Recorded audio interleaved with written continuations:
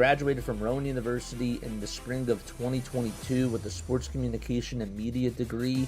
I got to actually call minor league baseball and G League basketball games while I was in school. And then I graduated, and as soon as I graduated, I went to NFL Films in Mount Laurel, New Jersey. And as much as I loved that experience, I miss putting on the headsets. I decided, you know what, talk is cheap. I have a laptop that's in my house, and so 21 months later, here we are, still on YouTube, calling games and building an incredible, loving community on here with the people that I call my Philly freaks with a capital P and a capital H. We go live for every single Phillies, Sixers, and Eagles game, and we do it like old school radio play-by-play style. I'm Jason Joseph, and this is Play-by-Play with JJ. I showed a swung on barrel out to right field. Bye-bye baseball. That baby is long gone. Y'all are doing well and having yourselves a very, very, very, very, very fantastic day. Hold up, let me readjust this. And also, this is not the post-game show. This is the pre-game show. Hi, everybody. Hopefully you're all doing well, man. Ready to start off the second half with a bang, for sure. And I'm really looking forward to getting back onto the bike with you guys, you know? I definitely needed some time off, and I hope that you guys enjoyed your time off, too. I missed you all, and I'm happy to be back. And now we're going to be pushing out more and more content, and then we got one final push before baseball season comes, and then we're going to be back on every single day. And a lot of streaming, a lot of really cool things coming up this year. And, yeah, it should be fun. Sixers take on the Boston Celtics. That's who they're playing tonight. Game should be starting in just a little bit. Tip-off should be underway momentarily. Sixers are 20-34. Celtics are 39-16. Sixers are indeed playing at home tonight. And they are looking to try to get their 21st win of the season with Paul George, Tyrese Maxey, and Joel Embiid. They are all three active in tonight's game, and they're going to try to get a win at the Wells Fargo Center, which should be an interesting game.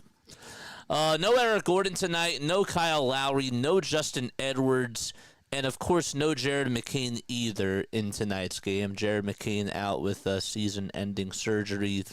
He was been out since the very end of December, and so he is not going to be playing. And who else did I mention? Who else did I mention? Why am I blanking out? Eric Gordon out with a wrist injury.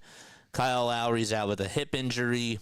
And Justin Edwards has an ankle injury, and he's going to be missing the next two games and should be back by the 24th. So, again, make sure you guys hit the thumbs up button. Hit that subscribe button as well. I'm happy to see each and every one of you back on here. And I hope that you guys enjoyed the break as much as I did. Yeah, so I wanted to talk to you guys, and I wanted to just get your opinion on things now that we are back in the action of stuff.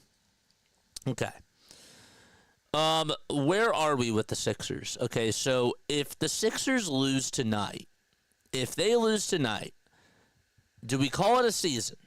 Or are we willing to let this thing play out and see if they can get into the postseason with the current roster that they have?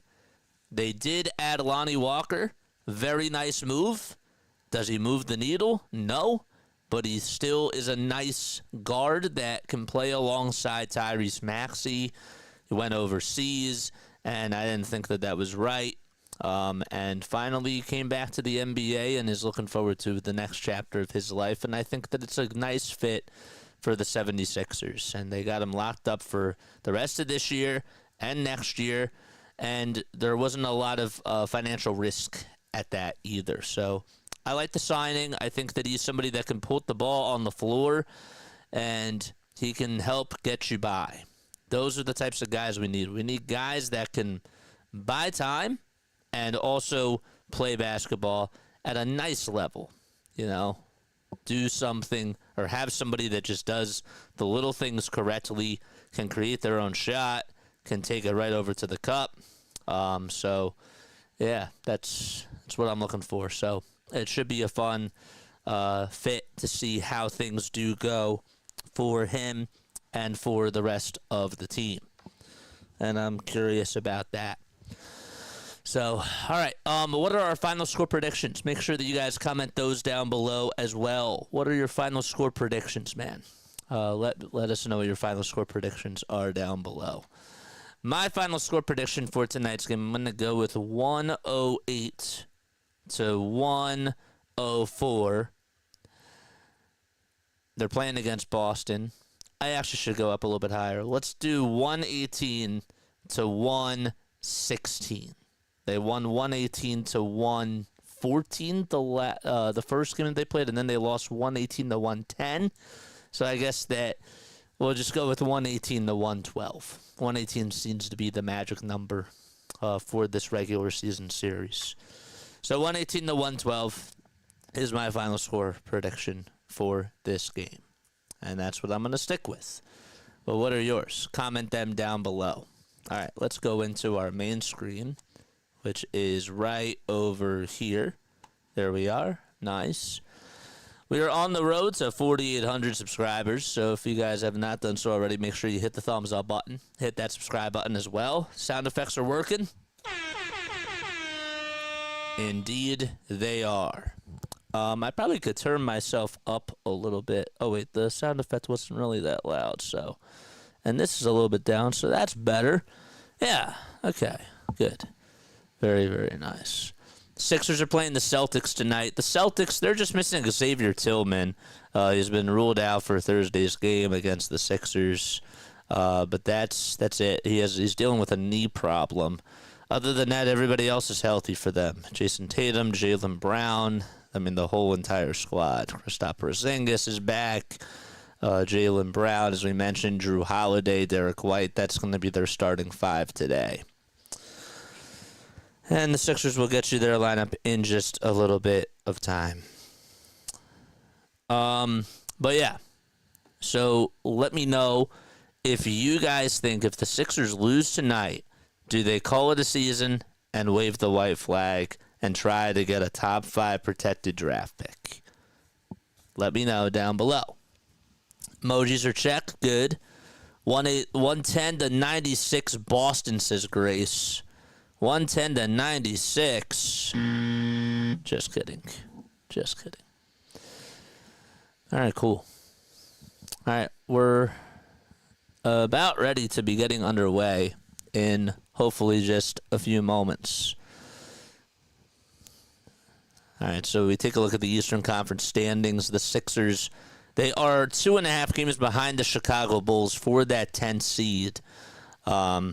So they are a couple of games back, and they are hoping to try to get a win, and they are also praying for a Chicago Bulls loss to the New York Knicks. Now, the Sixers do play the Bulls. I think that they play them on Sunday, if I'm not mistaken. Do they play them on Sunday? I should probably know these things. The Celtics, they've won 7 out of their last 8 games. That I do know. And they've been pretty hot. They have. They actually play the Sixers on Monday, February 24th. Okay, so there's a game in between the both of those games. So, okay. All right, so they play the 24th. What's up, Alex? Alex, did you change your name? Did you change your name, my guy? What was your name before? Because I don't recognize you, and you're Ahmad. You're Ahmad, or were you always Alex, or did you just change your profile pic? What's going on? I like that my members stars are getting a new color. Smash that like button, absolutely. Tyrese Maxey, Quentin Grimes, Paul George, Kelly Oubre Jr., and Joel Embiid are the starting 5 for the Philadelphia 76ers. And it's Derek White, Drew Holiday, Jaylen Brown, Jason Tatum, and Kristaps Porzingis, all for Boston. What's going on, Big Rud? How are you, my friend? How are you doing? Sixers in their blue and white uniforms with the blue stripes going down each side of the jersey. Have the red outlines on the front and on the back as well. And we should be ready to get things going. Porzingis will tip things off along with Joel Embiid at the Wells Fargo Center. And Embiid tips it over to Jaylen Brown. And Brown and the Boston Celtics are underway as they have possession first. They're in their white and green uniforms as Tatum will try to kick it out over to Drew Holiday on the near corner. And the ball does go out of bounds. Doing okay, this is Bid Rudd. What's going on, my friend? How are you? How are you? We're ready to get back into the swing of things. And it's nice to see everybody on here, man. All right, so Holiday will inbound it over to Jaylen Brown, who drives past Kelly Oubre and finishes with the finger roll finish at the layup line on the left side. And it's 2-0. Boston strikes first. George tries to give it to Embiid. It's deflected off the hands of Tatum, but George does get it back. Embiid down low on the block. Holiday guarding him.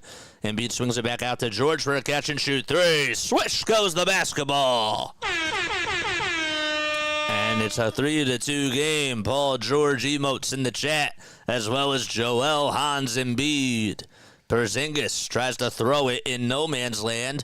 It was Holiday that was cutting over towards the rim, and I think that Porzingis was thinking about passing it over to him, and there was some miscommunication breakdown, and that leads to a turnover, and the Sixers have the ball. George gets it over on the far wing, and we have a foul called on Jaylen Brown. So it's 3-2 Sixers. Maxey will be the inbounder for Philadelphia. Maxey had a very good first half. I'm sure that he enjoyed his time off as well.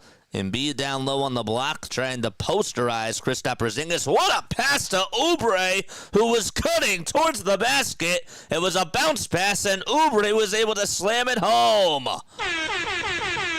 5-2 is the score. Sixers out in front by 3 points. A layup by Kristaps Porzingis. He got it to go and finishes on the right side of the baseline with the right hand. Embiid catches, puts up a three. In and out it goes.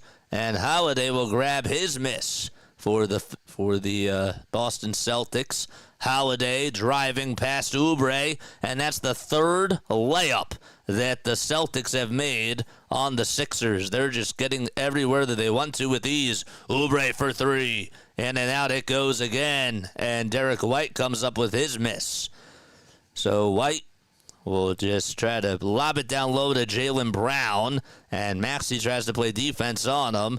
And he throws it over towards Holiday. Holiday to White for a near wing three. Jackpot. 9-5. That's what the Celtics are doing, working around the clock, and they lead at 9-5. George, ISO, three-pointer on the near wing, and it goes out of bounds at the front side of the rim, and went out of bounds over towards the baseline, and it'll be Boston basketball.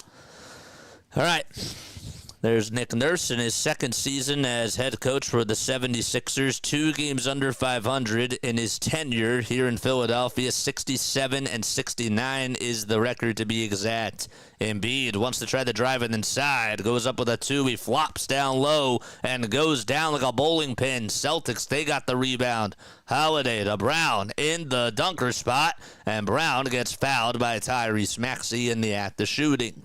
And we will have some free throws coming on up. So the Sixers were able to get 5 points, including a 3 by Paul George and a dunk by Kelly Oubre. And the Boston Celtics defense over the last couple of minutes has been stepping up to the plate. And the Sixers cannot get stops on the defensive side. Brown's first foul shot, he puts it up and swishes it to make it a 10-5 ball game. Brown already with 2 points in this outing so far, averaging about 23 points per game.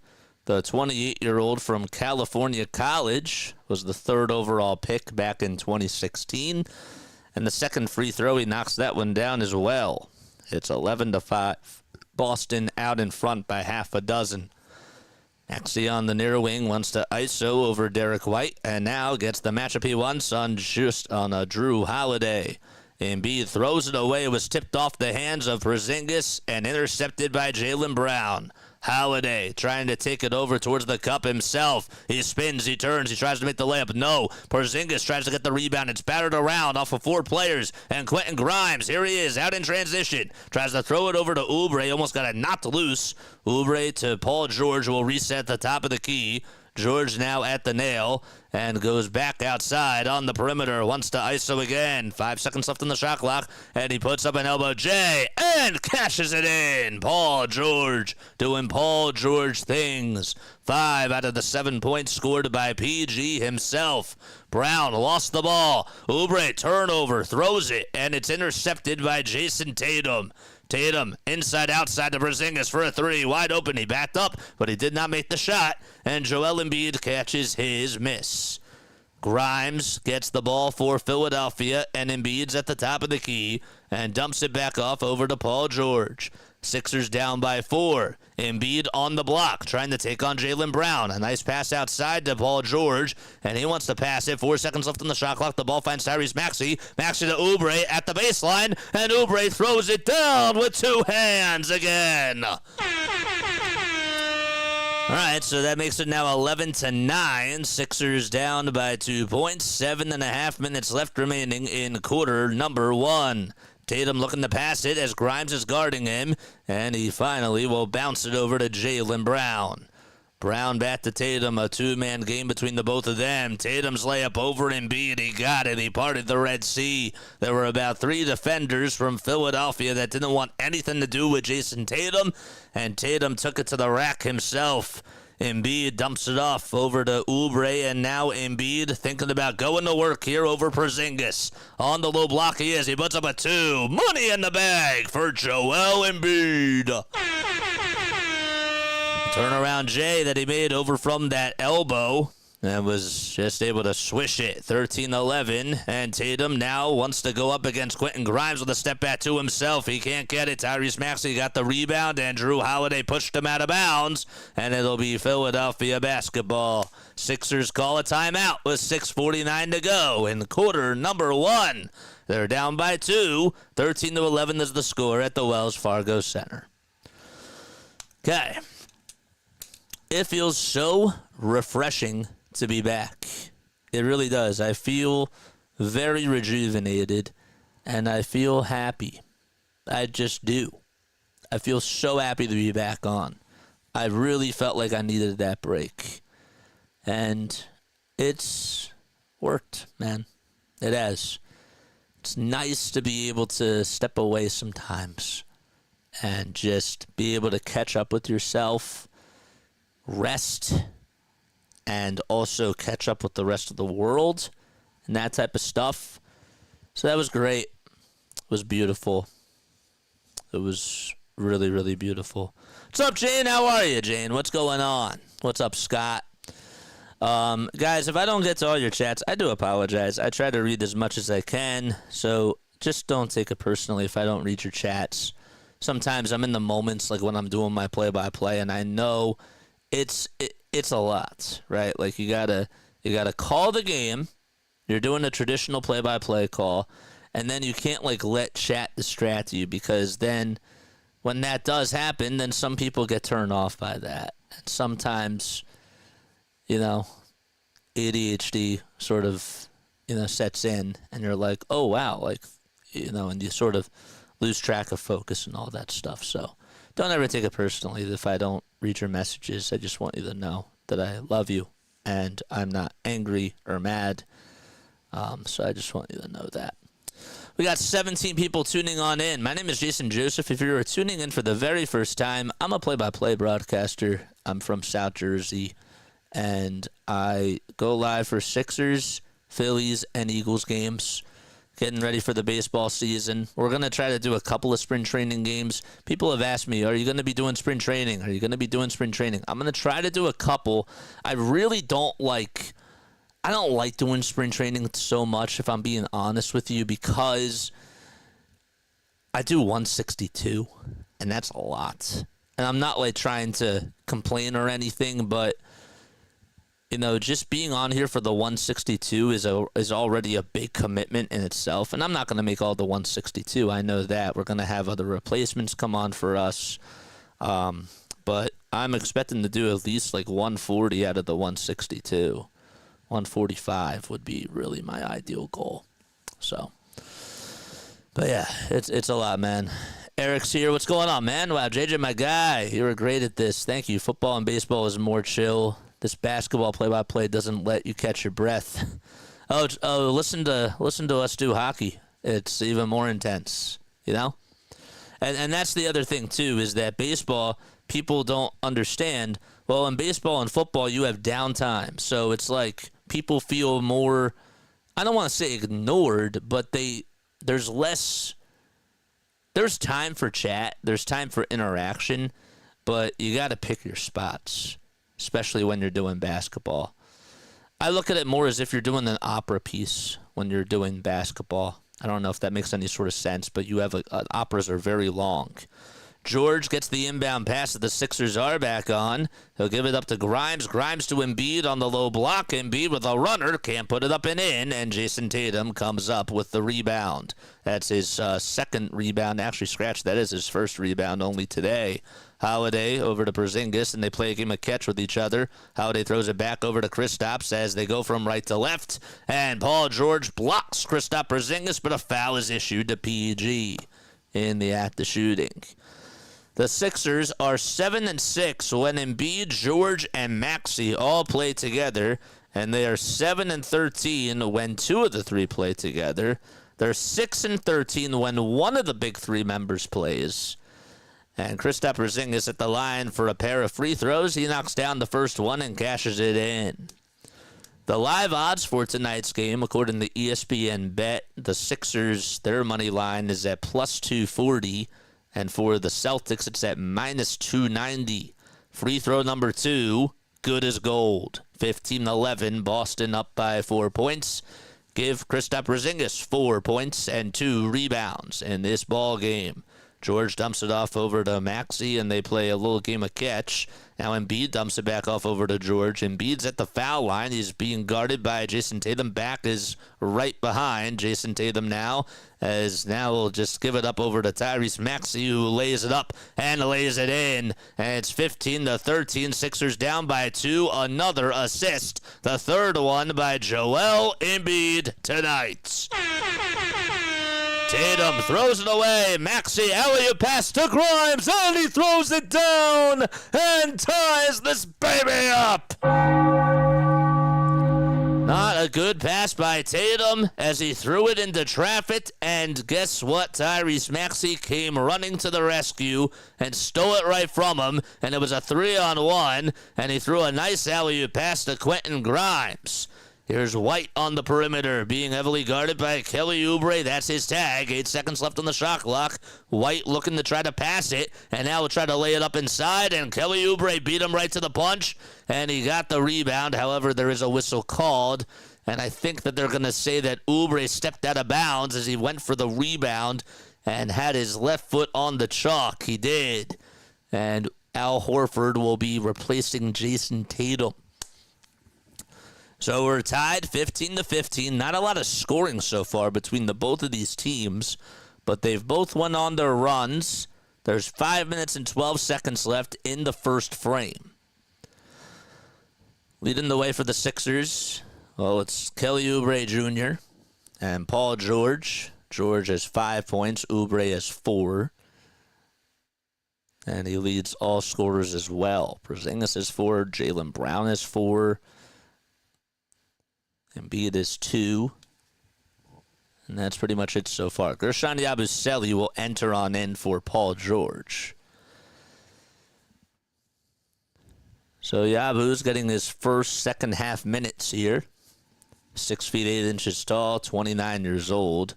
And we have an away from the play foul called on Kelly Oubre. And so Porzingis will head to the foul line, and the free throw is off the mark.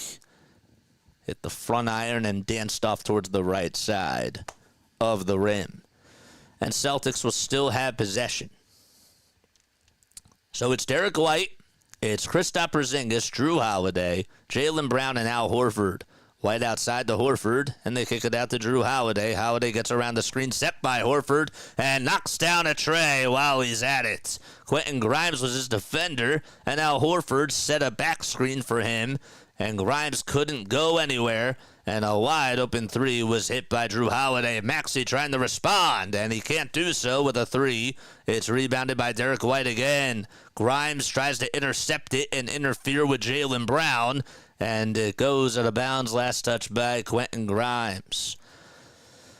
How about Holiday working around a screen, and that's what Al Horford does. That's sort of underrated about Al Horford's game. Even at the age of 38, he's just a very good picker, if you want to call it like that. He's good at setting picks.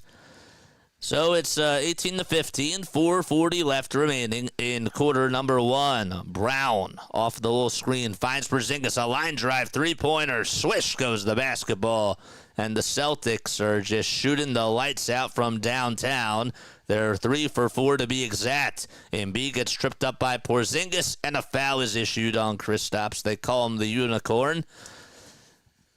Actually, will call the shooting foul not on Porzingis, and they will say that it's on Al Horford instead. So Embiid was being guarded by Horford, and then Porzingis was right on over there. He made some contact a little bit with the both of them, but the foul was called on Al. Did you go to Aruba, Jamaica, Bermuda, Bahama? No, I did not. I actually went to Kokomo. No, I'm kidding. I got your joke. Sorry, Big Rod. I apologize. I didn't see your message before. My bad, man. Embiid at the line for 2 free throws. Knocks down the first one. Here's free throw number 2 as Pritchard comes in for Boston, and Joel Embiid hits both free throws. Excellent. 4 points for the big fella. 1 for 4 he is from the field so far. Brown for 3. Everything is going in for Boston. They're now 4 for 5 from downtown. Sixers hoping to respond on the other side. They're just 1 for 5 from 3. Maxey off the screen, looking to try to get some help, and Embiid sets a pick for him, and Maxey knocks down and cans the tray. A straight-on 3 by Tyrese Maxey. And Brown will try to get past Kelly Oubre Jr. Tries to meet him right at the rim, and he can't get the layup to go. Offensive rebound by Brown himself. Pritchard steps back, lets it fly for a tray, and Yabusele hauls in the miss. Good outlet pass to Quentin Grimes. Grimes to Embiid on the perimeter. Embiid looking to ISO again. Double teams coming. Embiid dump off pass to Oubre down low. And back over to Yabusele. They'll reset it with Maxey. 8 seconds left on the shot clock. Maxey at the top of the key. Drives it past 2 defenders. Puts up a layup. No. Embiid with a tip through. Yes! Tip through. I don't even know what that means, but Embiid did tip it back up and in. He was there on the follow through and threw it right down the hatch. Timeout called by Boston. Philadelphia, they're down by 2. Boston's still in the driver's seat, and they'll be back in just a few moments with 3:14 left to go in the first. Whew.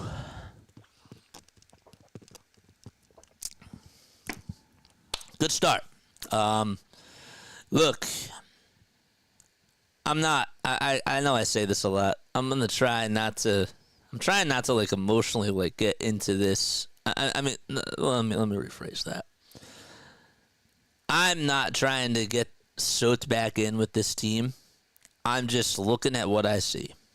And if they give me good stuff, they give me good stuff. If they give me bad stuff, they give me bad stuff. And we'll talk about the good, the bad, and the ugly. But, we're just waiting to see how this plays out. So far, though, my notes, I liked how they got Paul George going in the first couple of minutes. Thought that Paul George knocked down a nice little 3. I liked that little 2-man game that Embiid had with PG. They look a little bit more refreshed out there so far. But I also think that Boston's a little bit rusty. You're sort of reading music. I remember, as somebody who loved doing concerts and stuff, when it came to learning a new piece, right? We had to learn the notes first. We had to break everything down. We would break it up by notes, and then we would add in the lyrics. But we would just do verse number 1 first, or we would do the chorus first. And then we go into verse number 1. Then we went into verse number 2, and then whatever changes there were. So the bottom line of what I'm trying to say is that they're going through a little process of trying to get back into the swing of things. And I think so far the Sixers are doing pretty good. I actually wouldn't mind if they lost and it was a close game, but if they get blown out, says Jane, yeah, I don't really have expectations. I say that now. Don't take my word for it. Jane says, good call. Thank you. 15 concurrent viewers. Please make sure that you guys hit the thumbs up button and subscribe to the channel. Again, I appreciate each and every one of you for being on here. We got our Eagles hat on tonight. Also got the Saquon Barkley snow shirt. I don't know if y'all can see it. It's pretty cool. I might, when we come back from another break, I can go to the model. Oh, I can do it now. There we go. Look at this. Look at this guy. This is Saquon Barkley in the snow, if y'all can't see. It's pretty cool. It's pretty sick. So, yeah. On the road to 4,800 subscribers.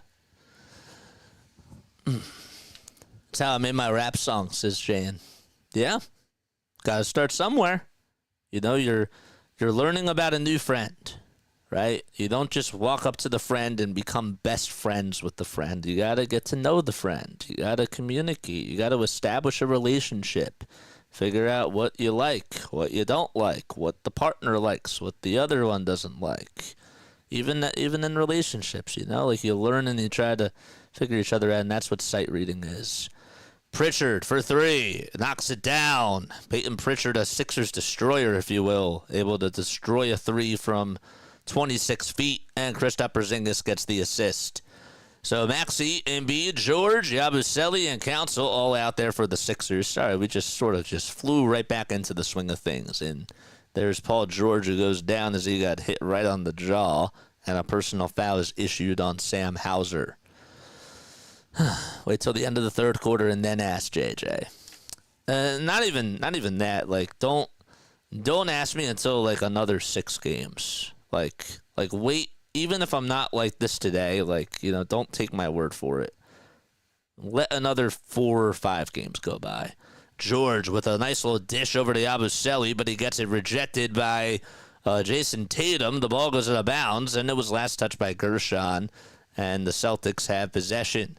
27-22. Pritchard, a catch and shoot 3. Jackpot. He nails another one. Back-to-back trays for Peyton Pritchard.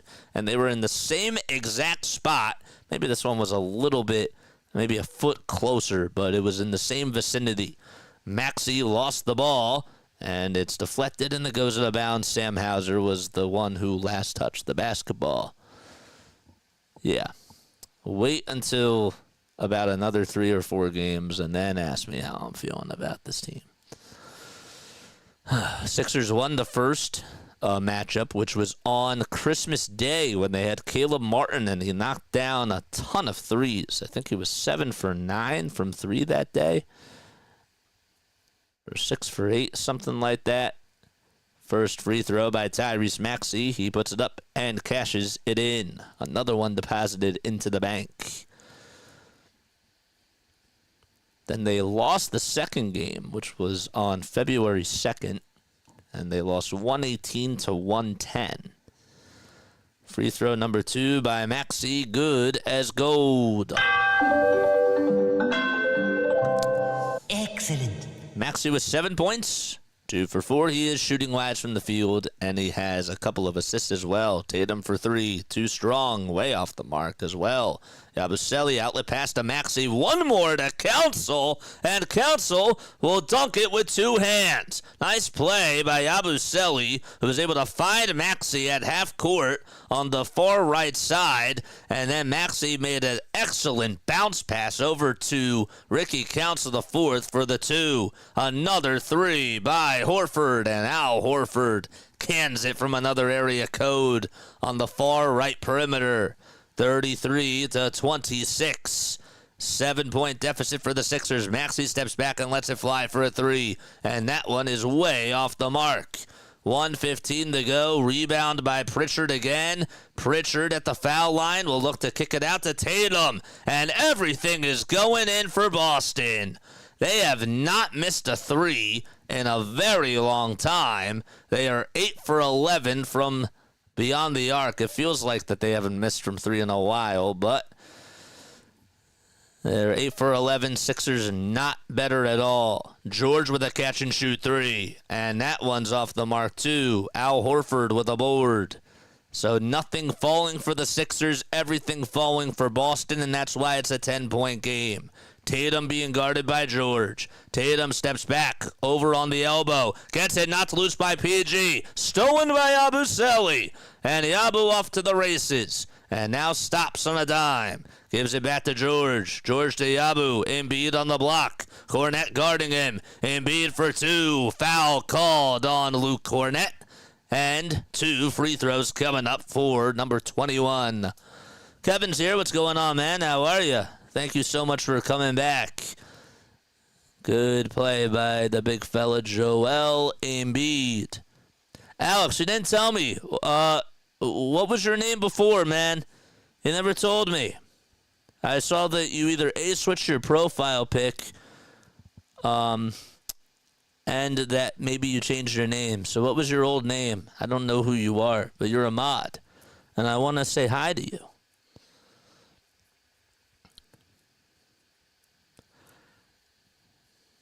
Sixers are 0-2 when Joel, Tyrese, and Paul don't play. Again, we mentioned this before, but they're 7-6 when they all three play.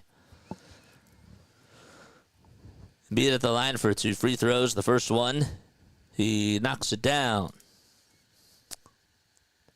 Go over some other NBA scores in just a little bit. Embiid and Porzingis leading the way in scoring for their teams respectively. Hopefully you're staying safe from the snow, Kevin. We got another sub. 10 more till we get to 48 hundo. That's beautiful. We're almost there, man. This maiden is lowercase and pick. Oh, okay. Second free throw. It's good by Embiid. Excellent. Tatum at the logo and being heavily guarded by Quentin Grimes. He's not letting him get any sort of breathing room. Tatum for 3 over Embiid. No. 4.5 seconds left. Outlet pass to Paul George. George to Oubre for a three-pointer. And Oubre can't get it off. He actually got it off, just could not take the shot and make it. And George, honestly, he could have taken the shot if he wanted to, but he wanted to be unselfish and just hand it off over to Oubre for the 3 instead. Regardless, it would have been tough for them to capitalize, but they were very close to doing so. 8-point deficit for the Sixers as they leave the first quarter down 36-28. Then we go into quarter number 2. Sixers and Celtics will be back in a flash. What's up, Mike? How are you, my friend? And again, I missed you all, so I'm really happy that all of you are on here. If there's anything that you guys can do for me, man, like I only ask one favor, and that is just to spread the word, right? There's people that are diehard Philadelphia fans or that are just, big sports fans and love listening to good play-by-play. And I want you to spread the word. I do.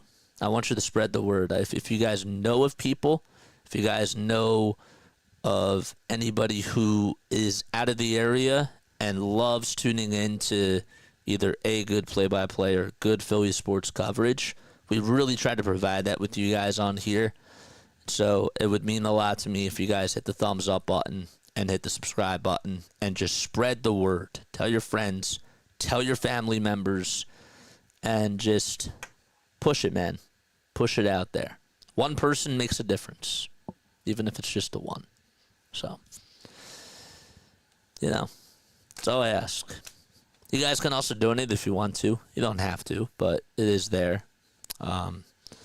We do accept donations. And memberships. Man, memberships, they're $2.99 a month. Memberships, they're there too. You get access to really, really cool emojis. I want to also try to implement more things with the memberships, but it's $2.99 a month. All you got to do, I'm trying to find the link right now, and I can't seem to find it. That's odd. That's very odd. Where is the membership link? I probably should post that in the description too, so that way I have it at all times, and that's a habit I should get into. We just got another subscriber. Thank you so much. I, again, appreciate you guys. So my question to you is, if the Sixers lose this game, is the season over? Should we call for the season to be done? Should we shut everybody down? Is my question. Yes or no? All right. I'm trying to find the message for the emoji, for the memberships. There it is. Because to be honest with you, I don't think it's a bad idea to shut everybody down. I think that we should try to reset for next year and try to see if we can get a top 5 pick. And I'm usually not one to wave the white flag, but I look at it like this. If we want to be great, are the chances this year with a not so healthy Joel Embiid, is it worth taking the risk this year, or is it worth the risk of waiting until next year to try to go all in for this now? I'm usually on board with saying no, put all the marbles on the table, but this year my attitude has sort of changed a little bit. All right, so here we go. Sixers have the ball. Paul George gets it over on the baseline, being heavily guarded by Sam Hauser. George with a step-back baseline. Jay connects the dots. 21 likes. Season was over before it started, says Kevin. That was touching, JJ. I like that. Well, it's the truth. I don't remember what I said, but I mean everything that I say, Pritchard, another wide-open three. Can somebody just stop this guy? Seriously. He's just making every single three. You have him shoot from the perimeter. Everything's going on in. 9-point game, and we've only played about 1 minute into this second quarter so far. George for another 2, and he gets the mid-range J to fall. Wait till next year. It's too late. Again, I appreciate the compliment. Oh, were we talking? It'll come back to me. We were talking about getting more people to come on, right? Horford looks to pass it over to Hauser, and we have a whistle called, and it's going to be against, I think it's going to go on Andre Drummond. But don't quote me on that just yet. 39-32. And Tatum is at the line for a free throw. They called a defensive 3-second violation, it seems, on Andre Drummond. And the foul shot is up and in. 40-32. Pritchard, another wide open three. Gets it to go off the screen, too. Just off the inbound pass. Peyton Pritchard, 4 for 5 from downtown.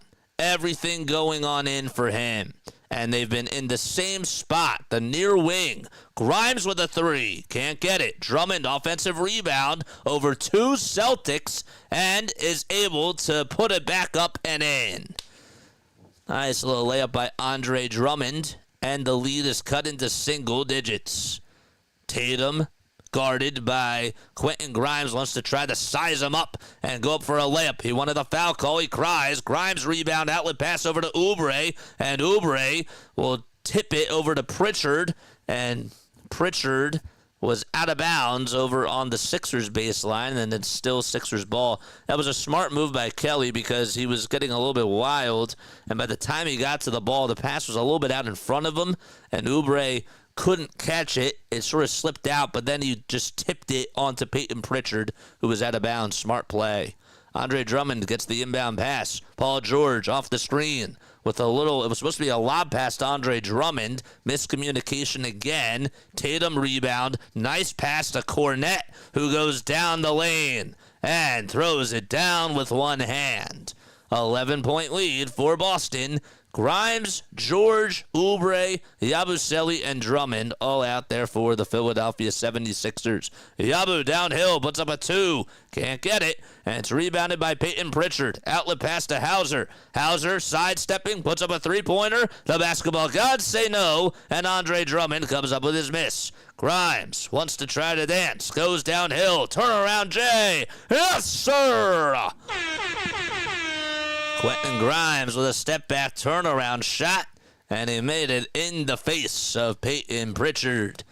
Good job by the new Philadelphia 76er who was acquired from Dallas. Pritchard was thinking about going up for another wide-open 3, and Grimes got fouled by Hauser off of the screen. That was actually Luke Cornette, excuse me.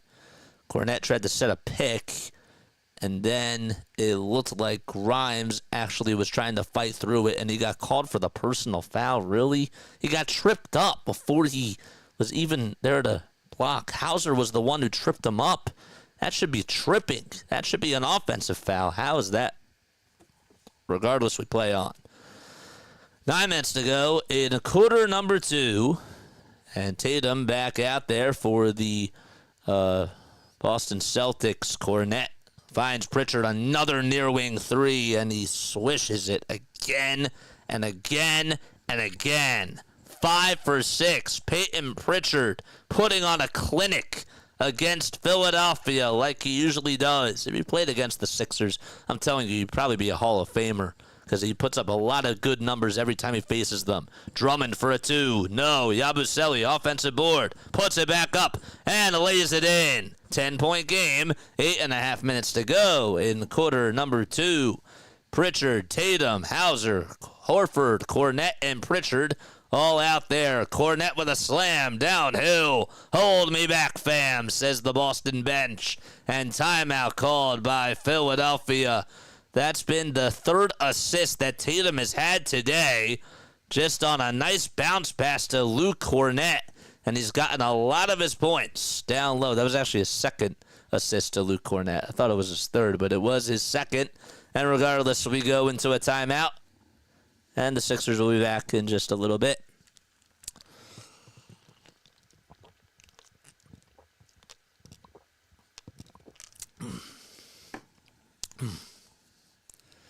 Nine more subs, man. 9 more. We are sniffing the 4,800 mark, man. Someone please try to make it a little bit difficult for Pritchard. Yeah, that's a very good takeaway. Every single one of his shots have been coming off of a screen where he gets past the screener and he's able to make a wide open 3 from the near wing. Every single one of those shots. Except maybe there was one from the far wing. But I could have sworn that every single one of his 3s that he has attempted or has hit, all 5 of them have been on the near wing. Make sure you guys hit the thumbs up button, man. And subscribe to the channel as well. I don't believe in this team. Only here to see my friends. Yeah. It's cool, man.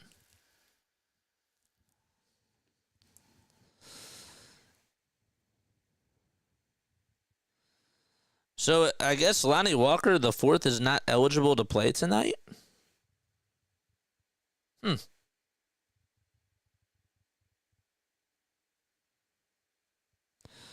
Paul Edrick says that Adem Bonus should be playing. Yeah, after those 2 dunks, now you got to take Drummond off. I agree with that. Celts delivering an Eagles-style beating. So far. I don't even know if this has been a dominant game. I guess it kind of has. In the second quarter, it's felt more dominant than I'd say the first, but regardless, the Sixers need to step up. They're down by 12. They do. They got to be better.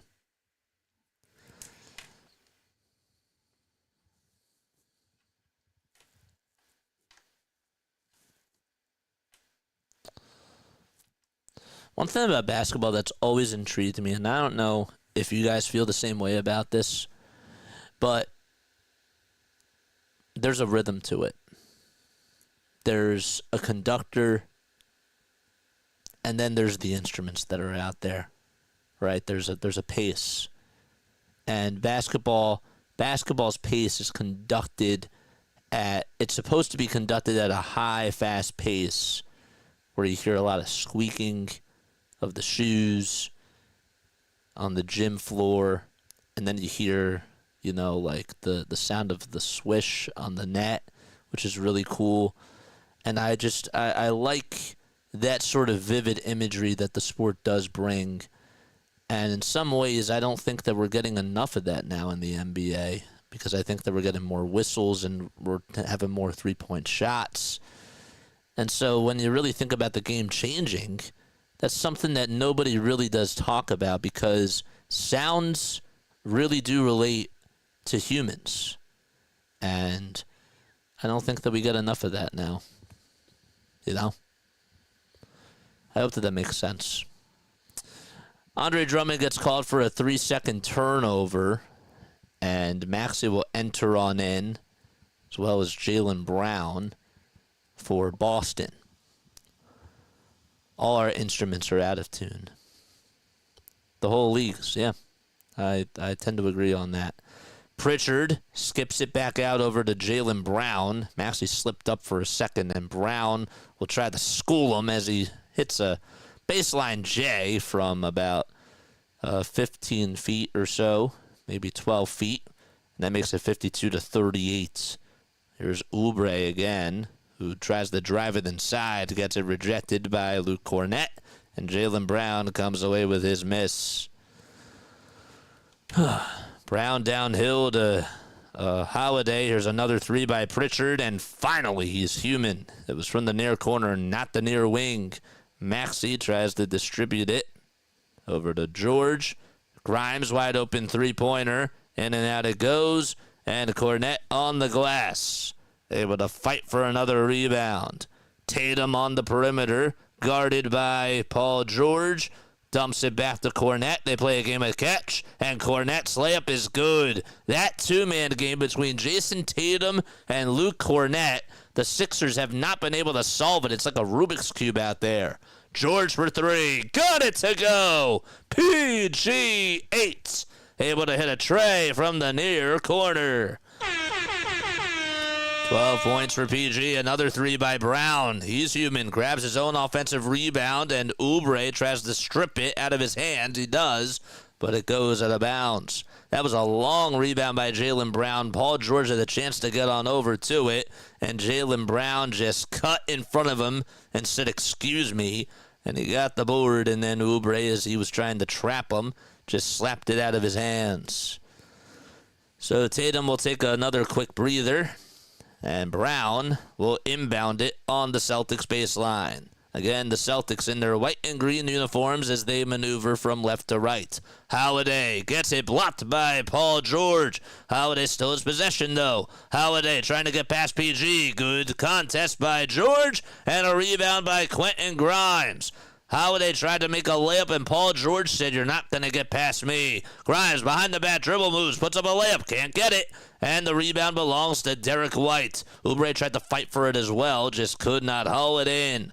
Brown looking to back up over towards the Wells Fargo Center sign. Embiid's on the perimeter guarding him. They pass it to Holiday for a tray. And Quentin Grimes, another board. Outlet pass to Maxey. Sixers trying to hustle out in transition a lot throughout this game.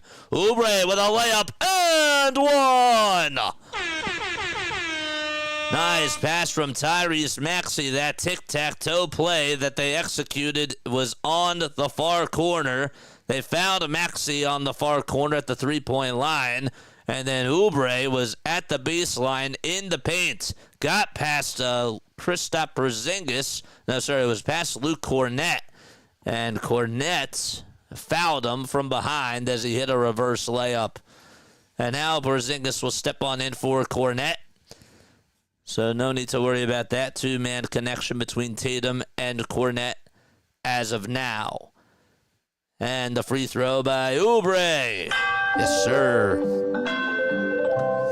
Excellent. We're halfway done. Quarter number 2, that is. So we're about over a quarter and a half of the way there. We have a foul called on Philadelphia. Oubre will get his second personal foul. 54-44. 14.5 points per game for Kelly Oubre Jr. this year, along with 6.5 rebounds and 1.5 steals as well. Grace, you know why?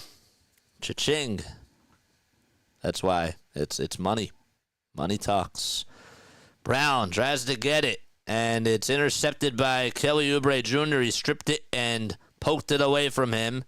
Grimes gets it to Embiid for 3. Embiid's three-pointer, no good. Grimes fighting for the rebound, gives it up to Council. Council gets it blocked, and, well, as the ball goes out of bounds, it'll be Boston ball. How about the hustle by Quentin Grimes? He stayed with the play and was able to volleyball tip it into the hands of Ricky Council IV over 2 defenders that were way taller than him. That's why the Sixers got him. That's why they like him. He provides a lot of hustle, and he does the dirty work. Brown with an outlet pass, or tries to distribute it around the timeline, and it goes into the hands of Pritchard, and we have another foul on Philadelphia. Maybe the fourth quarter, Grace. Yeah, maybe. Maybe the fourth quarter. Again, hit the thumbs up button, subscribe to the channel, spread that word, man. Spread the word. Derek White will inbound it from the far sideline over to Jaylen Brown. And Brown gets past the screen. We'll try to kick it out again to a wide-open three-point shooter, and that's Derek White, and it's just too easy. I mean, you play a game of inside-outside, you got to pick your poison. Boston is feeling it today. And Derek White, another deadly lethal shooter from the perimeter. Maxey's being heavily guarded by Holiday. He's done a very good job on him. Embiid gets it down low, goes up for a 2, and we have a foul called on Porzingis again. Embiid has been owning that matchup on offense. It is a shooting foul on Kristaps. Maxey with 7 points, 4 assists. I don't think he scored at all in this second quarter. All of his points, I think, have come in the first as they made the switch to go from Drew Holiday on him. They had Jaylen Brown on him beforehand, and the Holiday matchup seems to be working. New hat. Oh, I've been wearing this for the last couple of weeks, but yes, it is a new hat for sure. And also, I showed off the new shirt before. I don't think you saw that. It's Saquon in the snow. Free throw number 1 by Joel Embiid. Got it to go. Joel with 9 points, 3 assists, and 2 boards. Free throw number 2, good. Excellent. 10 points for the big fella. 6 for 6 he is from the line. Porzingis wide open three-pointer, line drive, short. And Maxey comes up with the rebound. Tyrese Maxey looking to reset at the top of the key in between the circles. Dishes it over to Embiid, who's being guarded by Derek White, who wants to try to post him up. And he swings it over to Council. One more to Grimes for 3. And it's short. And Oubre can't catch the rebound. Butterfingers, it goes off his hands, and Derek White able to get another board. White has had 5 rebounds and has 6 points as well. White's been averaging 4.2 rebounds per game. It's a lot for him already. 3.5 minutes to go in quarter number 2. Brown on a drive to the basket, and a foul called on Oubre. What's going on, Doors? Doors, what's up, my friend? How are you? Thanks for checking in. And Asia's also here as well. Yo, what's going on, Asia? Thanks so much for stopping by, as always. Appreciate you. Yeah, and I miss you guys. I've said it before, and I'll say it again. I'm happy to see you guys, you know? It's nice to see you all. Jaylen Brown is at the charity stripe. 3 minutes and 43 seconds remaining in quarter number 2.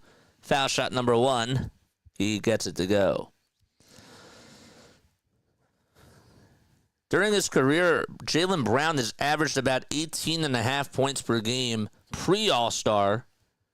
And during his career after the All-Star, it goes up to 19.7. He's also shooting better from three, 35% in the pre-All-Star games that he's played throughout his career. And then post-All-Star game, he's shooting 39% from downtown. Free throw number 2, Jaylen Brown gets it. Council thinking about taking a wide-open three off the nice outlet pass from Maxey. Instead, gives it up over to Oubre. Oubre's 2, no. And a loose ball foul called on Kristaps Porzingis, as it was Council who tried to get the rebound, and there was just a little bit of contact. Really marginal, if I'm being honest with you. Very, very marginal. But the Sixers will certainly take it as they get the ball back. Embiid goes up for 2. Count it! And a foul! A turnaround jump shot by Joel Embiid over Drew Holiday. And he just banked it in.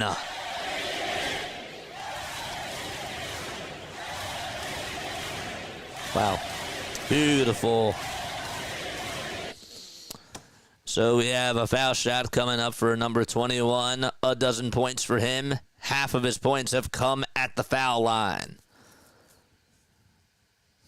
Also shooting 3 for 7 from the field. And the foul shot by Embiid. He gets it to go. Excellent. He got the end one opportunity and took full advantage of it. White will pass it to Tatum. Tatum is at the top of the key. Celtics go from left to right. A catch-and-shoot 3 by Brown. Way off. Didn't even hit the rim. It was on the near corner. Embiid comes up with his miss. It was way too strong. Embiid thinks about passing it to George. He does. George's three-pointer, too strong, and Jason Tatum right there at the right time to catch the miss. White gets it at the top of the perimeter again. Porzingis with a screen. And now Embiid guarding Derek White. Not a good matchup for Joel. White looking to pass it back outside to Tatum. I'm surprised he didn't just take him one-on-one. Now Tatum has it over on the near corner. Backs up, puts up a 3 over Embiid. Got it to go. Good defense, just better offense from number 0. Not our number 0, but our number 0 goes up with a layup, and he'll go to the line for one more. So Tatum was able to hit a 3 in the face of Joel Embiid. And then Tyrese Maxey, the other 0, being a hero for the Sixers, able to fight through adversity and hit a nice little acrobatic layup and get an and one opportunity. And we have a timeout called by Boston. It's 62-51. Sixers down by 11 with 2 minutes and 33 seconds to go in the first half.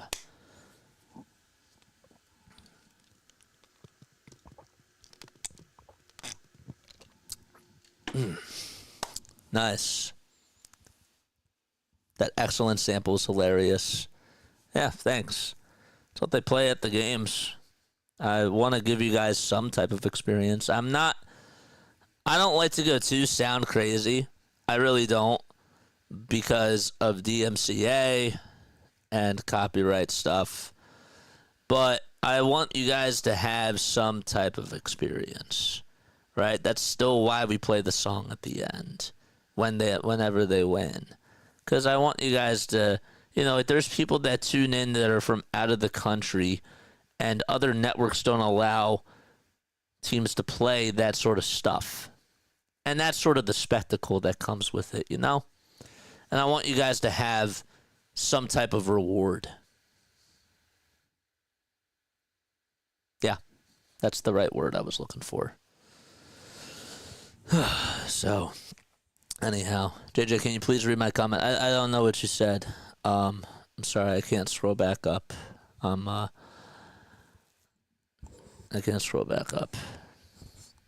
Like I said, if I can't read your comment, don't take it personally. That's to anybody. I said I was going to do the out-of-town score. See, this is what's distracting.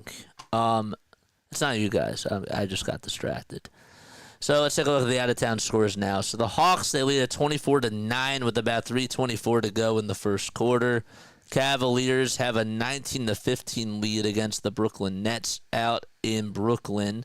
There's 2.5 minutes remaining in the first quarter of that game. The Bulls are down by 1 with 2:12 to go in the first quarter. And the Grizzlies and the Pacers have a 15-point lead over the Memphis Grizzlies. 66-51 is the score there. And then, what else do we got? We got Hornets and Nuggets at 9 o'clock. We got Clippers and Bucks at 8 o'clock. The Suns play the Spurs at 9:30. And the Lakers play the Trailblazers at 10 o'clock p.m. Eastern Time. And do we have any NHL scores to talk about? No, because they're on their All-Star break. So, all right. Oh, man. I'm sorry, man. I'm sorry, Asia. We're all thinking about her too, man. We are. We really are. Thoughts and prayers, seriously, to you and your family. We all care, and we all love you. So, all right. But yeah, Sixers so far in this game, they're down 62-51 with 2.5 minutes to go in quarter number 2. And Maxey will go to the line for an and one opportunity. Al Horford will sub on in for Drew Holiday, and the free throw is good as gold. Excellent. All right. So it's a 10-point game with 2.5 minutes left to be played in the second quarter. Boston has the ball. They go from left to right. Sixers going from right to left in their blue and white uniforms. Celtics are in their white and green uniforms. Tatum looking to pass it over to Kristaps Porzingis. 1 second left on the shot clock. Porzingis for a 2. Puts it up. Can't put it in. Didn't get the friendly trickle. And Maxey comes up with the rebound. Nice pass over to Council at the nail. Back outside to Paul George. George to Council, thinking 3. Distributes it back over to PG. PG wants to dance over Al Horford. Kicks it out to Oubre. Nice pass. Oubre's 3. Off the mark again. Tatum gets the rebound. 2-on-1 situation. And Tatum throws it down. The right-handed sledgehammer from Jason Tatum. JT and JB leading the way for Boston. And a nice pass from Jaylen Brown as well. Maxey rolls into the lane, kisses it off the window, and puts it down. Able to get a layup there. That's Tyrese Maxey. It's a 10-point lead for Boston. And Tatum gets it back over at the logo. Tatum parts the Red Sea. Tries to go up against PG. And PG plays good defense. An offensive tip back, though, by Boston. It's Jaylen Brown, and he has his way. It bounced about 4 times. It was like time stood still, and finally was able to go down with ease. 1:10 to go in the first half of this game. Sixers down by 12 points. Embiid out there for Philadelphia as the Sixers have the rock right now. Maxey tries to take it downhill, makes the layup, and it's back to a 10-point game with 1 minute left to be played. Nice layup by Tyrese Maxey. 55 seconds to go. Sixers could use a stop.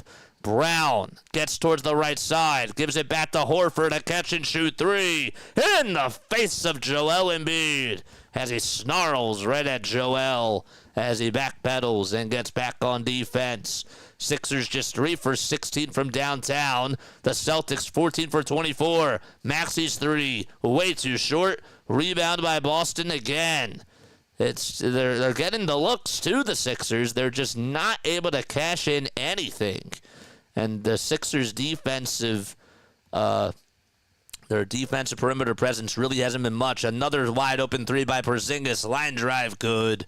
That's just what happens. Tatum's getting the attention now. They tried to double him and make somebody else beat them, and that's been the case throughout this whole entire game. 72 for Boston. 5 seconds to go on the regular game clock for the Sixers. 56 for the Sixers. Embiid down low. Puts up a 2. It's blocked by Porzingis, and that'll wrap up the second quarter. Sixers getting out-physicaled and outplayed by Boston as they trail by 16 points. It was closer just a little bit ago, but then Boston went on a big run to end that first half And back to the drawing board the Sixers go as they head into the locker room. Good. Nice. Thought that was a really good call, too, because I needed that time off, and I feel very, very, very, very, very refreshed. I do. What's up, Snow? How are you, my friend? Yes. Lord be with you. Yes, absolutely. Absolutely. We're all thinking about you, Aisha. We are. Let's talk about that first half. Let's go to the monologue screen and let's talk about that. Thoughts, grades, A's, B's, C's, D's, F's, G's, H's. What's our grade for tonight's first half? I'm gonna go with a C. I'll be kind of nice. I'm gonna go with a C. If I was being mean, I'd probably say a D. But I'm going with a C because I think that we're getting wide open looks. I just don't think that we're cashing down our shots. However, glass half full, glass half empty, we're not playing good on the outside. And a lot of what Boston's doing to us is our defensive mindset from Nick Nurse was take Jaylen Brown and take Jason Tatum out of this game when they get the ball and make other players beat you. And the Sixers have been giving him a lot of it, giving the both of those guys a lot of eyes, and the eyes have not fallen on the three-point shooters like Peyton Pritchard, who has knocked down a tremendous amount of wide-open threes on the near wing.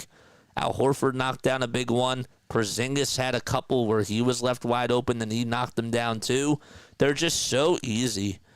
They really are. And it's not good, man.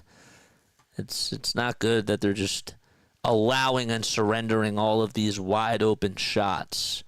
And something has to change. Tatum and Brown are 8 for 16 combined. They have also scored 24 combined points. But look at their bench. Al Horford, 2 for 2 from 3. Peyton Pritchard, 5 for 7 from 3. Luke Cornett was killing us at times with 6 points. Sam Hauser's a plus 10 on the bench, and he hasn't even scored, and yet he destroys us at times.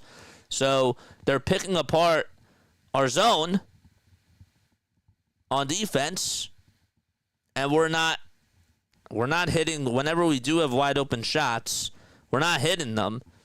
But their defense has been better. They're making more shots, and their strategy has worked. So if you're Nick Nurse, you go back to the drawing board. What needs to be the counterpunch? Guess what? These other guys are beating us. We can't guard a zone, and we got to provide a zone. We do. Now we got to cover the other shooters, and if Tatum and Brown are going to beat us, so be it. So be it. They've scored a third of their points combined. But the other guys, Porzingis is 10, Holiday is 5, White is 6, Horford is 6. Can't happen. The only 3 guys that have been active for us are Maxey, Embiid, and George. And they have scored a total of 38 points. 39 points. 39 out of the 56. That's because nobody else can step up for us on the bench. I like what Grimes has done. I think that he's done some good things. I think Oubre's defense has been okay today. I know that he has 2 steals, but I think that it could be a lot better. Yeah, I don't like how this is going so far. Glad you're feeling refreshed. I know how you feel. Yes. Oh, so we're good. So what's the grades? Jane gave a grade. Nobody else gave a grade. We got 16 people on here. I want to hear grades. C minus. C minus. Why C minus? I think that my grade would change and go down a little bit more if we were letting Tatum and Brown go off. I don't think that Brown and Tatum have gone off today, in my opinion. Have they had their points? Yes, but their points haven't been as loud as the others. Derek White made a couple of big open threes. Horford hit 2. Pritchard, Horford, Porzingis, and White have been destroying us. And each of those guys have made at least 2 threes. The only other guy that's hit 2 threes for them is Tatum. So, Neil says B-. You're being nice. Hardcore for all says D. Okay. All right, so I think that most of us are in the similar ballpark. Neil, why do you say B-? Because you don't expect you don't expect us to be like on the Celtics level, and you're sort of giving them. I don't want to say like that you're grading them on a curve. Actually, maybe that is what you're doing. I don't know. I want to hear your thoughts. Hear your thoughts down below. Why are we giving them a B? We're at home at some point. Yeah. Other role players, the role players tend to step up at home, but not like that so far. Has not been the case. Guys, remember to like, subscribe, spread that word, of course, and hit the bell icon as well. We got 184 total views. That is awesome. That's really cool. Who's tuning in on the vertical? What up, what up? Oh, Chicken's here. What's going on, man? What's going on? Oh, we need our mods on this channel. Come on, man. Celtics fan here, just hitting our stride. This team is getting healthy. Look out. Dude, for sure, man. Absolutely. Absolutely, bro. Back-to-back banner 19 this year. Yeah, your team is legit, man. I can't say anything bad about the Boston Celtics. You guys, Danny Ainge found a way to really help you guys. And the way that you're...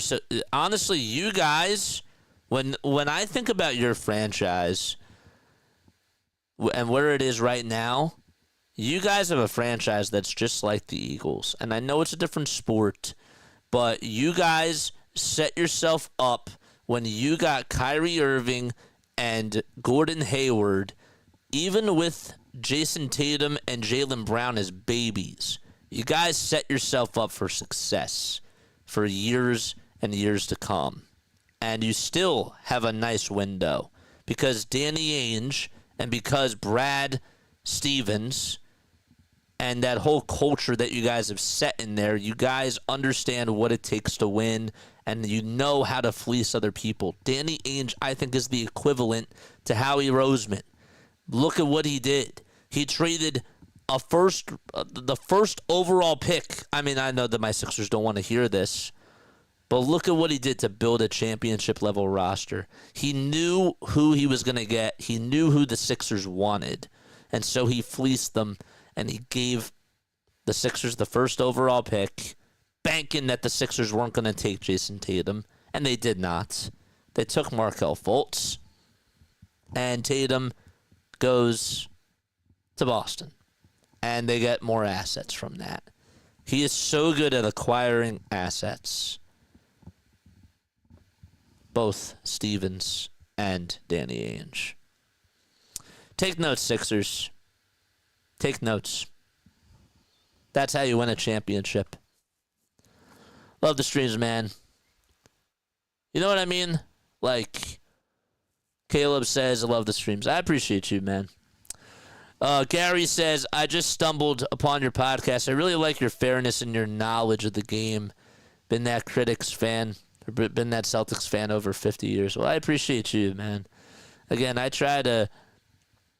Of course, like when things go well for the Sixers, you know, we're going to bang the drum. We're going to, well, they don't have a drum, but we're going to be ringing the bell, all those things. But I want my audience to understand, right? Like when we do a traditional broadcast, we try to understand both sides. Are we homers? Yes.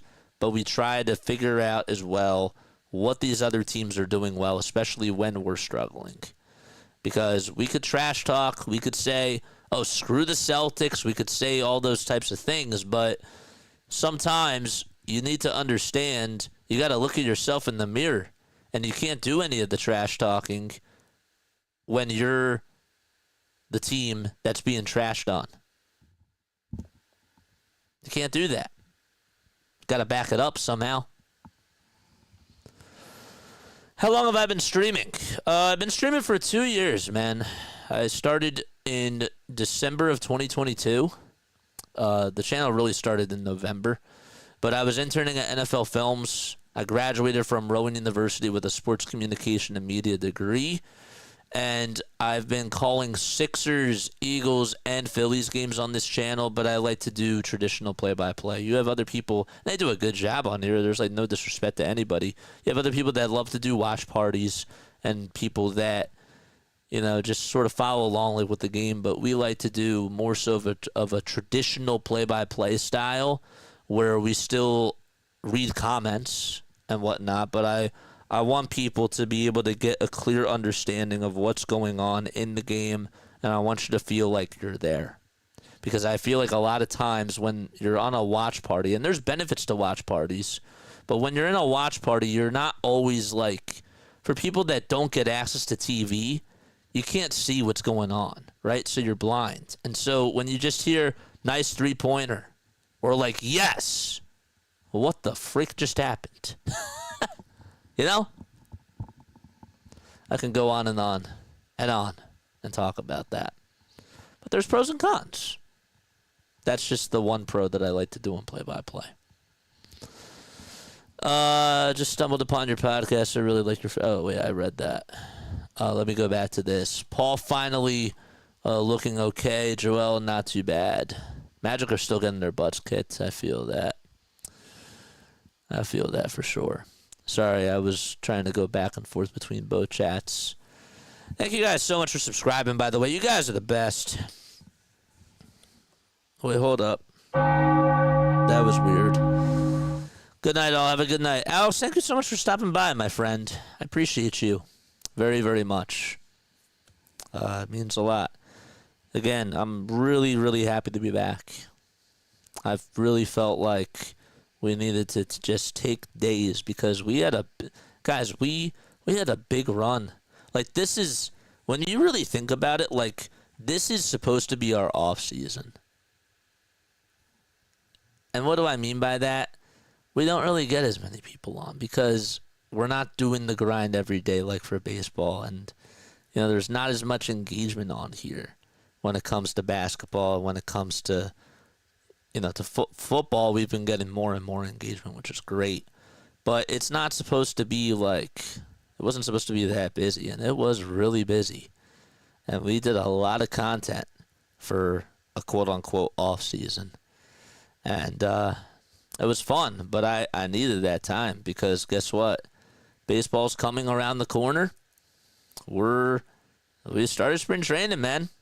We started spring training, and we have a month until opening day. And once opening day comes, we're on here every day for the most part. There's no days off. None. And we got to make sure that we're conditioned for it. And we will be, for sure. But I'm just happy that I had that time off. That's all I'm saying. Enjoy the night. The night is still young. I'm from Alaska. Where are you from? I'm from South Jersey. I wanted to ask you guys, where are you all tuning in from? Yeah, I'm from New Jersey, South Jersey. That's where I was born and raised. Where in Alaska? Where in Alaska are you from? How did you get into sports? And this is for all of you. This isn't just a Caleb. How did you guys get into sports? How did you get into basketball? I know I'm firing questions at you like they're fastballs, but I want to know. And I know that you only get so many characters in chat too, so makes sense. 6 more subs until we get to 4,800. We're so close, and yet so far. Just kidding. We're not that far.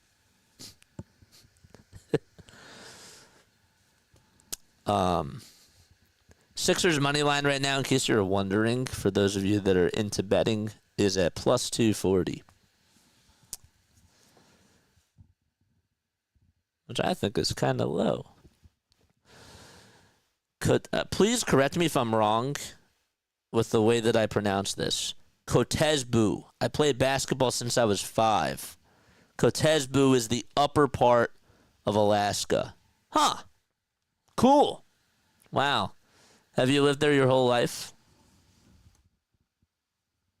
That's cool. What a month. Dr. J was kind of a big thing when I was a kid. Yeah. The sports Fury who does the Magic does almost less than what you just said. And I told him he should check you out and learn how to call basketball. He's like a shot player name in or off. That's it. Yeah, man, like I'm looking to help other people out along the journey, and I, just love connecting with people, and I like talking to people. So again, just spread the word. And look, I always tell my people this, because I don't think that a lot of other creators do this, because, I guess that other people are afraid that they're going to get their feelings hurt or whatnot. I don't know. But I am always open to criticism. I'm always open to fair criticism. So if you guys have any ideas, whether I'm not having a good call, whether I'm not focusing on the play-by-play, whether you think that I should change some things about my hub, whatever it is, fire anytime. And if you don't feel comfortable doing it on here, you can email me. JasonJosephOnAir@gmail.com. The link is in the description, but it should be coming up in the bots. If my mods could actually post it, that would actually be even better. Sixers have the ball as we start off quarter number 3.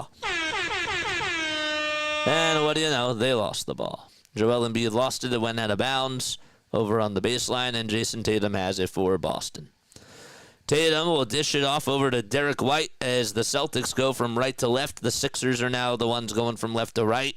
Jaylen Brown spins, turns, and hits a turnaround J from the nail. Holy cow. Maxey again floats it up inside. Got the teardrop to go. And, he gets back on defense. Nice play by Tyrese Maxey. 74 points for Boston and 58 for Philadelphia. Inside, outside, White to Holiday for a wide-open 3. And what do you know? Drew Holiday able to knock it down from the far corner. And that's the 16th 3 that the Celtics have hit in this game. Grimes looking for some help as he gets it on the baseline. He'll bounce it to Embiid. Embiid being guarded heavily by Drew Holiday. Double team's coming. Holiday strips it, but there's a foul called. Honestly, I didn't even know if that was a foul or not on Drew Holiday. But Joel Embiid able to bait in Drew Holiday, and he'll go to the line for 2 points. We got 16 people tuning in on the regular and 12 on the vertical. Love those Sixers Celtics games back in the 80s, says Gary. I feel you. I didn't get to watch, but I've watched a lot of highlights, but it's different. Bird, I still have as the greatest all-around player of the game. I'm with you. I think that, I don't know if he's the best, but I think he's underrated now. I do. I don't think he gets the credit that he deserves right now. I don't. First foul shot by Embiid. He knocks it down. Second free throw by Joel. Yes, sir. Excellent. The chimes. Let's see those bells in the chats. Tatum looking to pass it from near wing to far wing to Derek White. A three-pointer. He's human, and he can't knock it down. He was wide open again. Grimes got the board for the Sixers. Embiid dishes it back to Grimes. Grimes heads down the lane, kicks it out to Oubre. Oubre downhill, lost the ball, gets it back, throws it over to Grimes. Wide open at the top of the key. One more to George for 3. No good. Oubre volleyballs it into the hands of Derek White. 4-on-1 basketball. Tatum with an alley-oop pass, and Jaylen Brown able to throw down a two-handed punch and an exclamation point on that fast break. A lot of the rebounds have just been out in transition by Boston. They're getting them right at the foul line. The Sixers just cannot catch these boards. Oubre outside to Embiid on the baseline. And they swing it around the timeline. Maxey being guarded by Brown. One more to Oubre, another three-pointer. And Tatum tips it outside to Kristaps Porzingis to catch another miss. Brown downhill. He'll give it up to White. White's three-pointer is off the mark. And a foul is called on Quentin Grimes in the act of shooting. And White will head to the charity stripe for 3 foul shots. The Celtics are dominating in all facets. They're out-rebounding the Sixers. They're out-hustling them.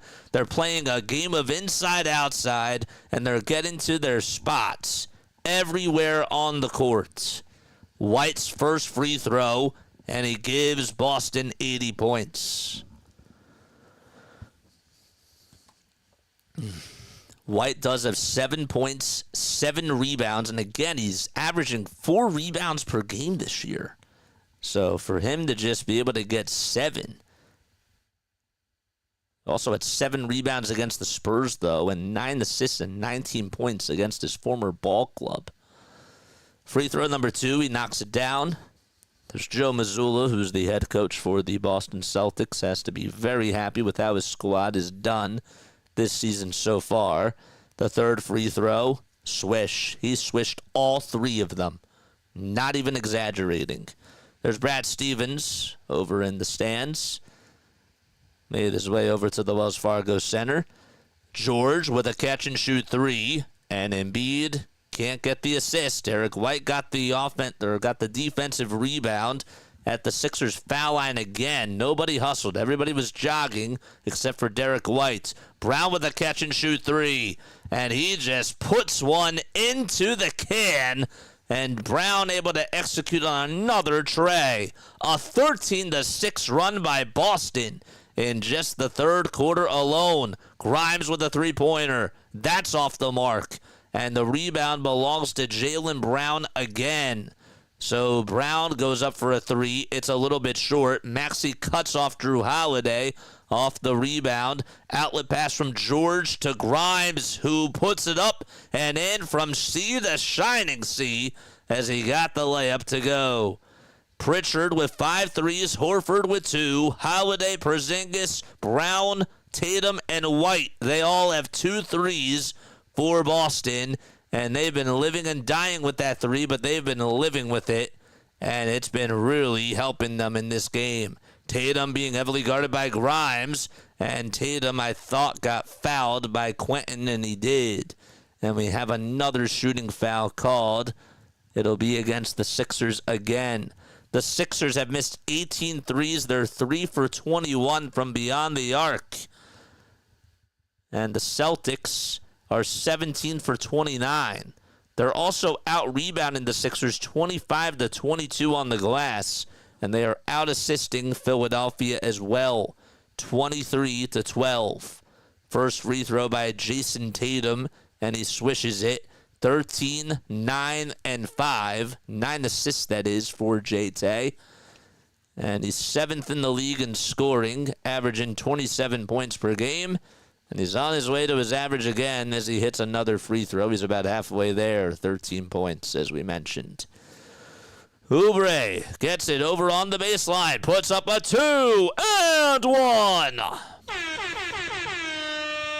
So Kelly Oubre Jr. able to fight through a lot of physicality over on the block against Kristaps Porzingis and Jaylen Brown. And Oubre will head to the line for the old-fashioned three-point play. Okay, man, I have to go, but I love your streams once again, and I will 100% tune in next time. You're the best. Appreciate you. Matt's here. What's going on, Matt? How are you? All right, 87-64. Sixers did get an offensive rebound as Oubre missed the free throw. And there's another foul called. So Oubre is at the line for another one, and he makes it, and makes it 87-65.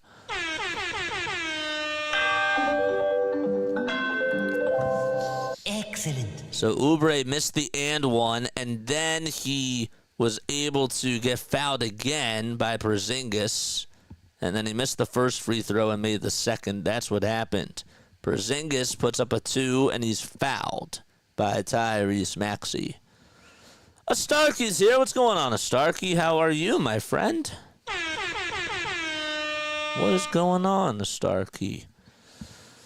Tatum will inbound it, and he passes it over to Drew Holiday. Porzingis with a turnaround. Jay can't get it. Sixers down by 22 points. Paul George gets the rebound for Philadelphia. Maxey over to Grimes. Grimes thought about a 3.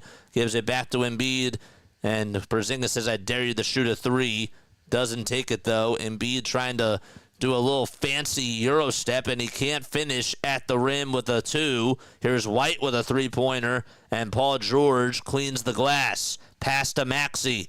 Maxey gives it up to Grimes on the far wing. The near wing, it's Paul George. Another 3. Can't get it. And Oubre gets the rebound intercepted by Derek White. A fast break dunk by Kristaps Porzingis. And a timeout called by Nick Nurse. The Sixers have just been not able to get on the same page. And they are down by 24 points. Their largest deficit today. And a timeout taken by Nick Nurse. And they'll be back. Great short, JJ. Who was that? Thank you. Whoever just commented that. Strat up dude. Strat up dude. What was that?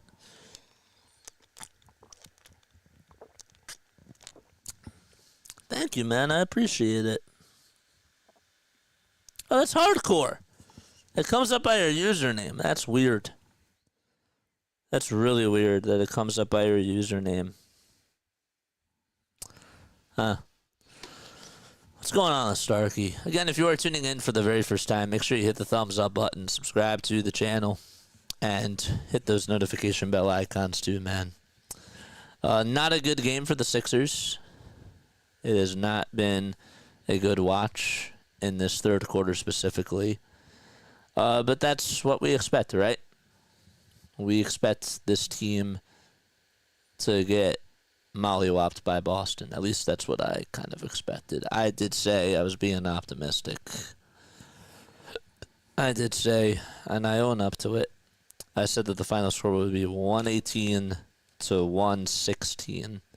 Or sorry, 118 to 112. And that the Sixers would win. Is there still a chance that that could happen? Of course that there is. Is it highly likely? No. But there is a chance. But so far, not so good. We got 20 concurrent viewers. I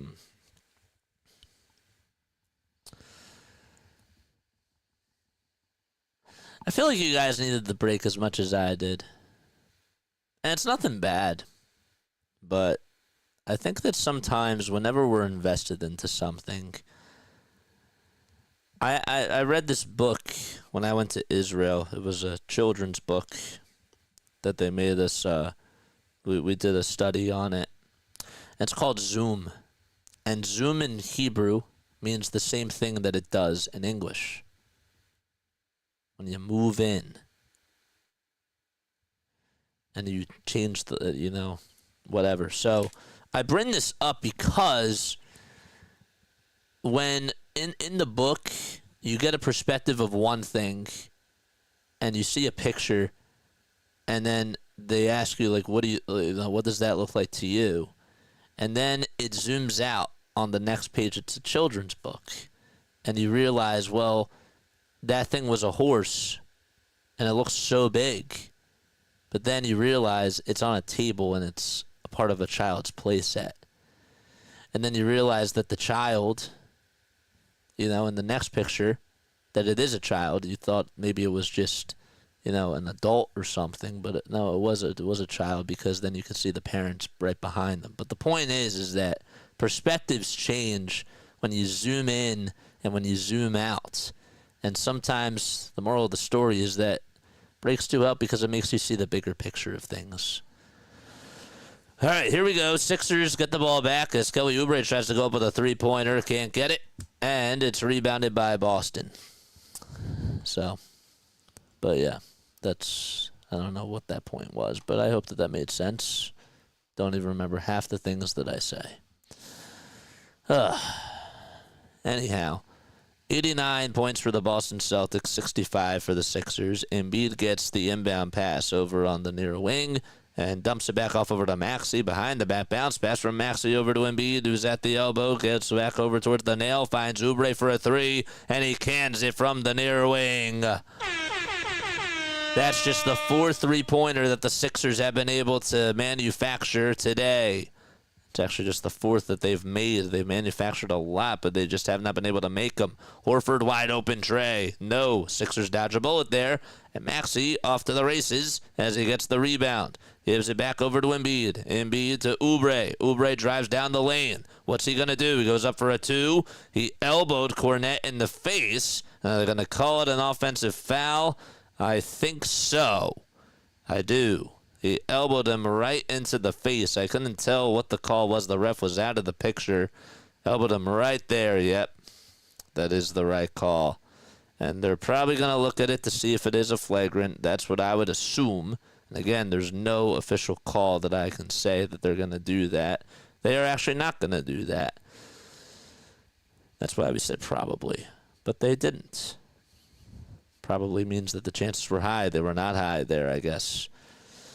Brown for an elbow J. No good. Yabusele rebound. Maxey marching down the lane. A kick out over to Quentin Grimes. Or is that Lonnie Walker? That's Lonnie Walker the fourth making the Sixers debut. Walker to Yabusele and a foul on the floor by Jaylen Brown. No, that was Jared Butler. It was Jared Butler. Excuse me. Jared Butler in there for the first time. See, I'm not looking at the scoreboard here because I like to look at the names, but it's way too far ahead for some reason. Roddy is going to come on in for Philadelphia. That is David Roddy, 23 years old, has played in the G League for the Sixers, or for the Delaware Bluecoats, I should say. He's done a pretty good job. Maxey over to Butler, a wide open three. Butler can't hit it. And Tatum gets the rebound over Gershon Yabusele. Abu tried to box him out, could not do so. And Tatum has the rock, dribbles it outside, takes it with the right hand, bounces it over to Pritchard, another wide open three, and Pritchard can't hit it. Cornet offensive rebound. Tatum with a bounce, or with a behind the back pass over to Sam Hauser. And Horford's two, no. And finally the Sixers able to get a rebound out of it. Celtics are 5 for 13 from the field in this quarter. Sixers just 4 for 12. Yabusele off of the offensive rebound that he got from the wild layup by Butler. Gives it back to Butler for a three. And Tatum comes on in and grabs another rebound. Boston just winning in every category. Tatum for three. And that's way too strong. Horford saves it and throws it over to Hauser. More hustle plays by Boston. Pritchard wide open three again. Cornet offensive rebound. Horford puts it back up and he puts it in. Can we just hustle? It's all about hustling, man. And the Sixers are just not doing that at all. They're getting outclassed by Boston. Embiid to Butler off the screen. The three is way too short. And Al Horford again able to box out Joel Embiid on the rebound. They're settling for so many threes. Sixers are dying by it. And Tatum throws a pick over to Butler. Maxey off to the races. He finds Roddy wide open for another three. And it's a little bit strong. And Tatum snatches. I think he has a double-double now. That's just actually his sixth rebound today. Pritchard layup. It's good. And a timeout taken by Philadelphia. They trail by 25 points with 3 minutes and 25 seconds left in the third quarter. And it's getting ugly.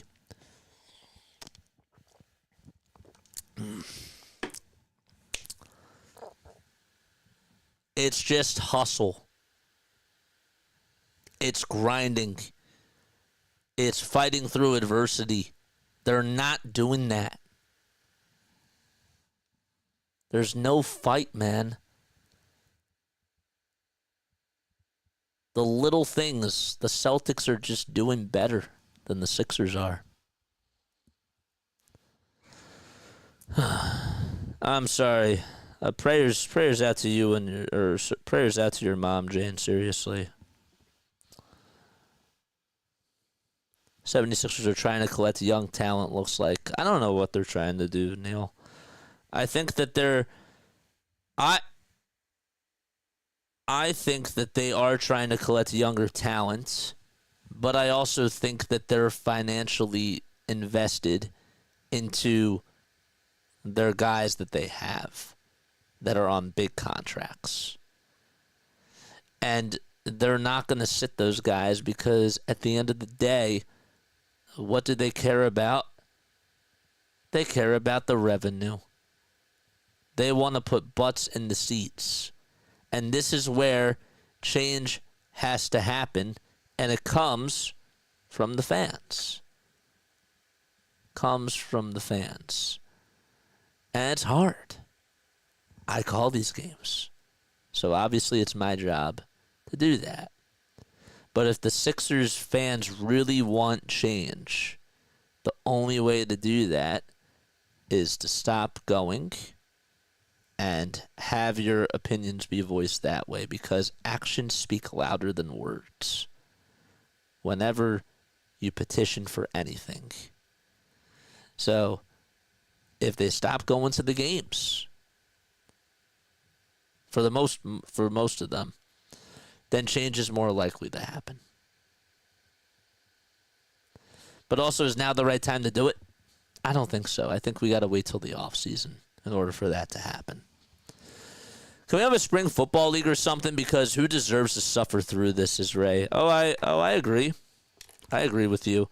I am going to try to do some more ice hockey now that Villanova's done.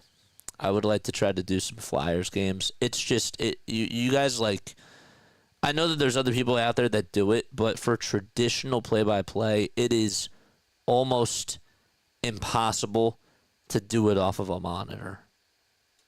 It just is. It really is, because that's how fast it is. Can't see everything that's going on. And I'm still willing to do it, but it's just not going to be a complete product. And I think I have to accept that. They got a huge ball and chain with PG and Embiid. Surprised that the guy from the EuroLeague they acquired isn't playing. Yeah, that's Lonnie Walker. I don't think he was available to play today. I don't know, though. Council tries to go with a layup, and he can't get it. And Yabusele thought that he touched it last, and it was Jason Tatum who touched it last. Yabu thought that Tatum touched it last, and he did. And so it'll be Tyrese Maxey will inbound it over to Roddy, David Roddy, that is. They give it back over to Ricky Council the fourth, and they'll dump it off over to Maxey. Maxey gets the ball battered around. Council has it. Roddy wide open, another three-pointer, and it's strong again. Got to get back, though, on defense. Shooters keep shooting, and you just got to clean slate there. Tatum on a drive to the basket, a kick out to Pritchard, wide open three, and he misses again. So Pritchard was very hot in the first half, making a lot of wide open trays, and now he's cooled off a little bit. But the Sixers are still down by 25 points. 21 concurrent viewers on here. We need 6 more subs in order for us to get to 4,800 subscribers. And we're so close. Hauser will inbound it over to Jason Tatum.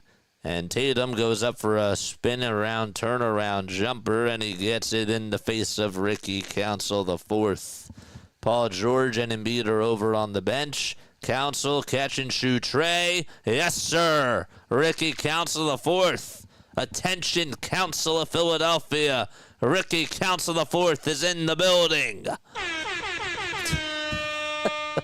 Never again, hopefully. Jason Tatum, never again with that call. Tatum will give it back over to Al Horford on the perimeter. Pritchard gets it at the top of the key. Will try to find his way over towards the basket. He does, and he lays it up and in over Ricky Council the fourth. Pritchard with 19 points, and he's shooting 7 for 12 from the field in this ball game.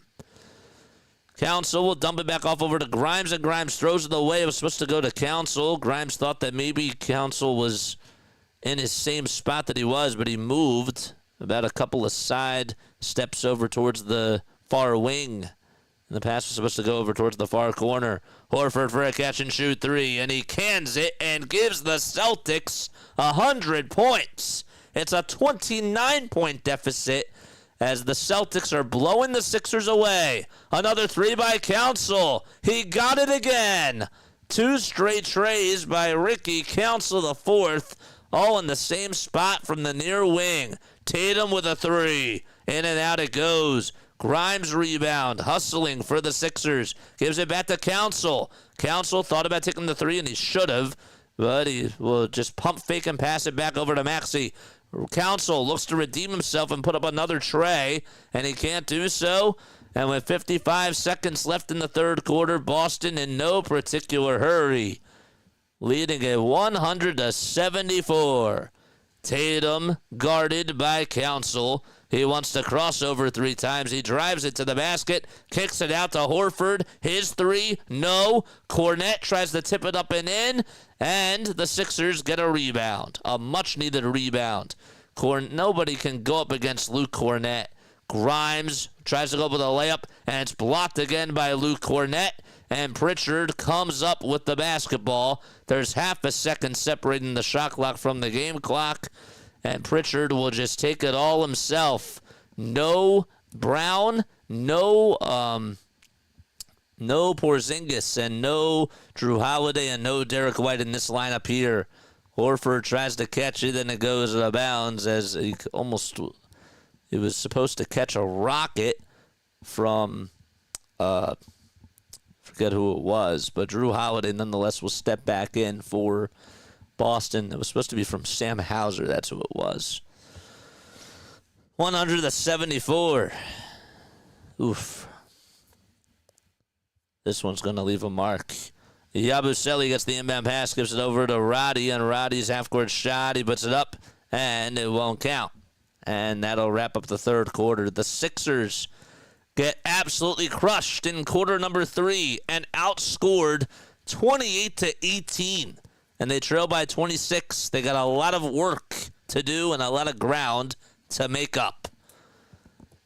All right. It is trivia time. You all know what time it is. It is trivia time. I'm going to ask you a Sixers trivia question. And if you get it right, you got to answer it within 30 seconds. You'll hear this. If you get it wrong, you will hear this. Okay. Okay, so I want to know who has scored the most points against the Boston Celtics on the Philadelphia 76ers. Out of all Sixers players, which one has scored the most points against Boston? We talked about Peyton Pritchard being a Philly killer. Who's been a killer against Boston for Philadelphia?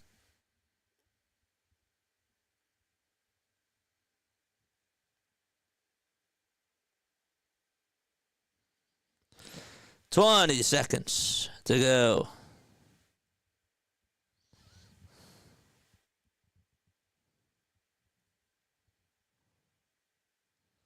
10, 9, 8, 7, 6, 5, 4, 3, 2, 1.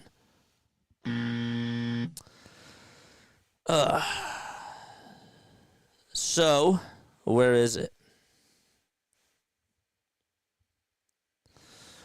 Who answered? Dr. J. Dr. J is incorrect. Dr. J is incorrect. Who else? Ended up 1-0 versus USA. Ooh, good. The answer is Dolph Schayes. Dolph Schayes has put up the most career points for the 76ers versus the Celtics. In 152 games played, wait, that doesn't sound correct. He averaged 19.5 points against Boston. Oh, that does sound correct because the regular seasons, yeah, okay, because they played, there were less teams, so that does make sense. He scored 2,972 points against Boston during his career and about 19.5 points per game. Now, who's averaged the most points?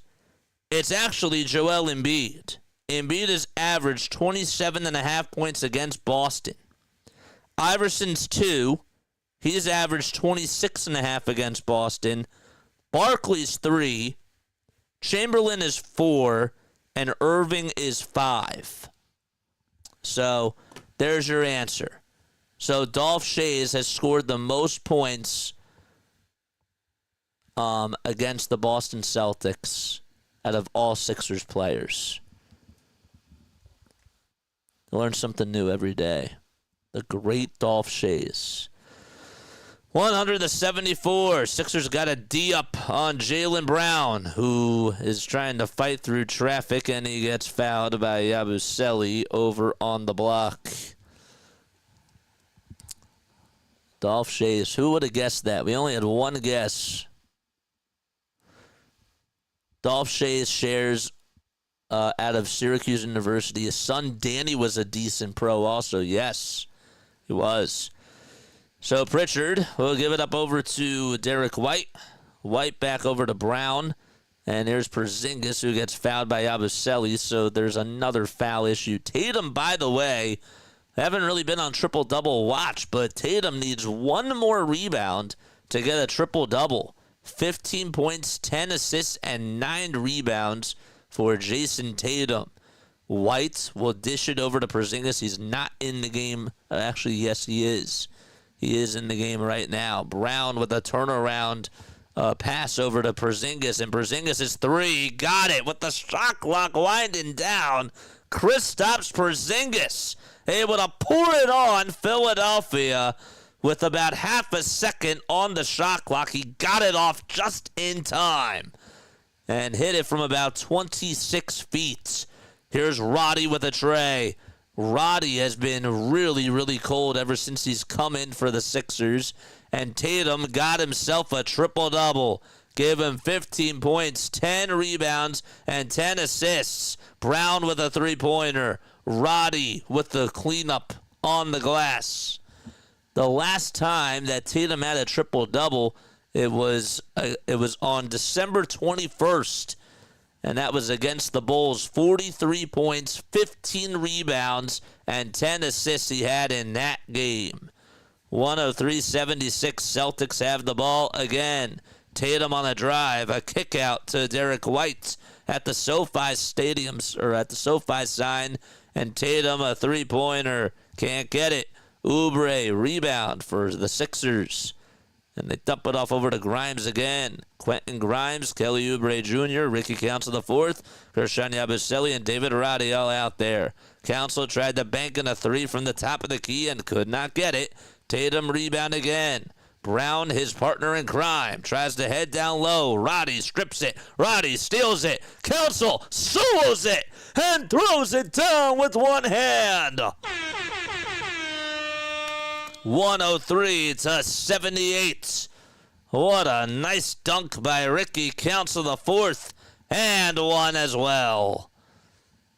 He was thinking to himself, well, this is what I could have done in the dunk contest. He was actually not fouled, I beg your pardon.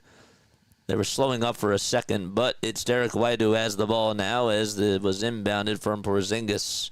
White's at the top of the perimeter. Dumps it back off to Porzingis, a contested three-pointer, and he's human. And Oubre comes up with another rebound for the Sixers. Oubre wasn't even looking at going to the rim. Instead, dumped it off over to a couple of Sixers players. Here's Grimes for a 3, and well, he is able to knock it down. 22-point game now with 9:15 to go in the fourth quarter. Sixers bench doing a better job for the Sixers, trying to get them back into this game. 9 minutes to go in the fourth quarter. And still some time left, but the Sixers have got to go on a run. White will try to drive it inside, and he makes the layup. And it's back to a 2-point lead for Boston. Derek White does it again. Here's Grimes again, who tries to part the Red Sea, lays it up and in, and one. Quentin Grimes, what an athlete he's been for the Sixers. Able to fight through some contact and just be a good basketball player that the Sixers have needed for quite some time. A guy that can just go get you a bucket no matter what the circumstances are. He puts the ball on the ground, and he's able to drive it into the lane and finish strong at the cup. 11 points, 7 rebounds, and 3 assists for the young fella. And the end one is good. He got it. Excellent. All right, 105-84 with 8:40 left to be played in the fourth quarter. Pritchard gets the ball stripped by PG, stolen by Oubre. Oubre tries to give it back to Quentin Grimes, and it goes off of his hand. He wasn't anticipating the pass. And another communication breakdown by Philadelphia, and that's not good. It went out of bounds, and it was picked up by Derek White. White has it for Boston, and he is looking to try to get over towards that near corner side, and he dumps it off instead over to Porzingis, and the foul is called. Keep it going, chip away. I agree. Ray Coleman says, Joe Mazzulla is a comic book evil. Why does he still have the starters in, says Ray. Well, he doesn't have the starters in right now, except for Derek White. That's it. And Porzingis. But also, they've collapsed a couple of times, so that's probably why. Pritchard, over on the elbow, tries to give it back to Hauser for 3. No. And Yabusele gets the rebound. That's probably why he doesn't have the starters in, because they've blown a couple of big-time leads, I remember, this year. George to Grimes. One more to Council for 3. Council's three-pointers way off target. And it's Porzingis again with another board. So the Celtics have just been very strong on the glass. Not a lot of offensive rebounds, though. Porzingis tries to fiddle his way past Kelly Oubre Jr., and Oubre gets called for a shooting foul. We have another subscriber. Thank you. My name is Jason Joseph. This is Play-by-Play with JJ. I go on for Sixers basketball, Phillies baseball, and Eagles football. I'm a broadcaster from South Jersey. If you just like the background noise, if you like the energy, if you like what we do on here, spread the word. That's all I ask. Spread the word. We give you this content pretty much for free, except for the ad rev stuff. But other than that, it's pretty good. No commercials, no breaks, and we just grind. Grind. We will be on for a little post-game show, and we'll talk a little bit more about this game. We won't stay on for too long. Porzingis' first free throw is good, and the second one, he cashes that one into the bank as well. 17 for the Unicorn, and he's shooting 50% from downtown. Oubre on the drive towards the basket, finishes through contact, and he'll go to the line for one more. Another foul on Kristaps Porzingis. By the way, the Grizzlies are down 107-96. The Bulls are also losing to the New York Knicks. We got to start scoreboard watching, because if the Sixers want to try to fight for that 10 seed, they got to get some help. And tonight they could use some help from the Knicks. The foul shot by Oubre is good. Obviously, you got to take care of your own business. But it does help when other people do help you as well. 7:10 to go in quarter number 4. It's Hauser, White, Cornette, Pritchard, and Nemus all out there for Boston. Another 3 by White, and he hits it. He sinks it from the top of the key. Paul George steps back, elbow J, connects the dots. 110-89, and the Sixers deficit back down to 21 points. Maybe they want to call it stat padding. I don't know what it is, but regardless, let's try to get back into business. White with a bounce pass to Pritchard. One more to Hauser for a near corner tray. And that one he cans from the near corner. And Hauser finally gets his first 3 points of the ball game. Oubre to Drummond. One more to Grimes. It's rejected by Cornette. He is a tall dude, man. He is so tall, and he's very physical. And he's been outclassing the Sixers. White, another 3. No good. Offensive rebound by Neemias Queta. And White will reset at the top of the key again. More athletic bodies for Boston, even with the bench. White, another tray. No. Cornette, another offensive rebound. Pritchard's 3, good. And Jason Tatum and the Celtics are all celebrating over on the bench. It's a 27-point lead for Boston.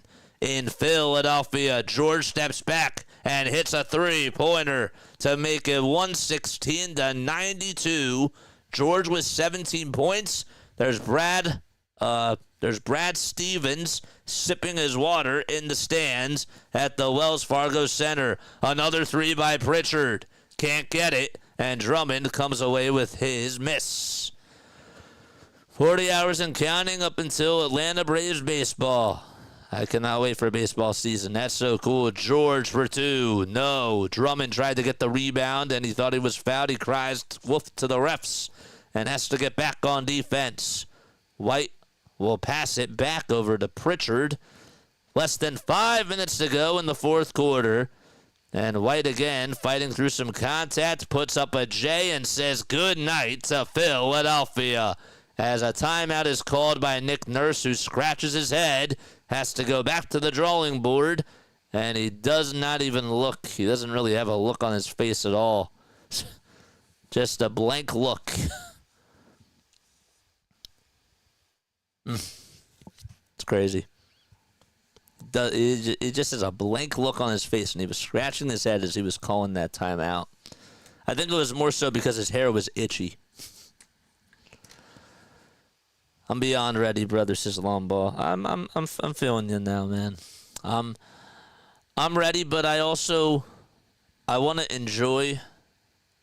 As weird as this sounds, like for me, I'm ready for baseball season, and we're going to be pushing the content out for sure. But I would like to just breathe before baseball season starts. You know? Again, I said that we would do a couple of spring training games. Don't know when. We'll keep you in the loop. But I'm really not going to try to do too much. Maybe one. Maybe one. Because we're going to get tired. We're going to be covering them throughout the whole season. You know? That's a lot. That's a lot. So I don't really plan on missing a lot of days. And for the days that I do miss, I am getting somebody to cover for me. Unless we're doing basketball for the Sixers, or if we're doing Eagles football, whenever that does happen. I will try and get replacements. And I might try to get somebody else to come on as we're doing that. But, yeah. That's where I am. Let's look back at the other stream. Where is it? Nobody else commented anything. Folks, if you could do me a solid and hit the thumbs up button and subscribe to the channel, again, I would really, really appreciate it. Just continue to spread that word. We need 5 more subs in order for us to get to 4,800. We're 5 subscribers away, man. 5 subscribers away. Done a pretty good job today with the subs. I've been very, very happy about that. We'll also have a little post-game show after this, too. And we'll talk a little bit more about this team. Even though I really don't have like too much to say. I wish I had more to say. But I think that we'll just chill and we'll talk to you guys and we'll do a little recap, talk about the game. But nothing too fancy. William, hit the like button. So should you. As Uncle Sam would say, I want you to hit the like button.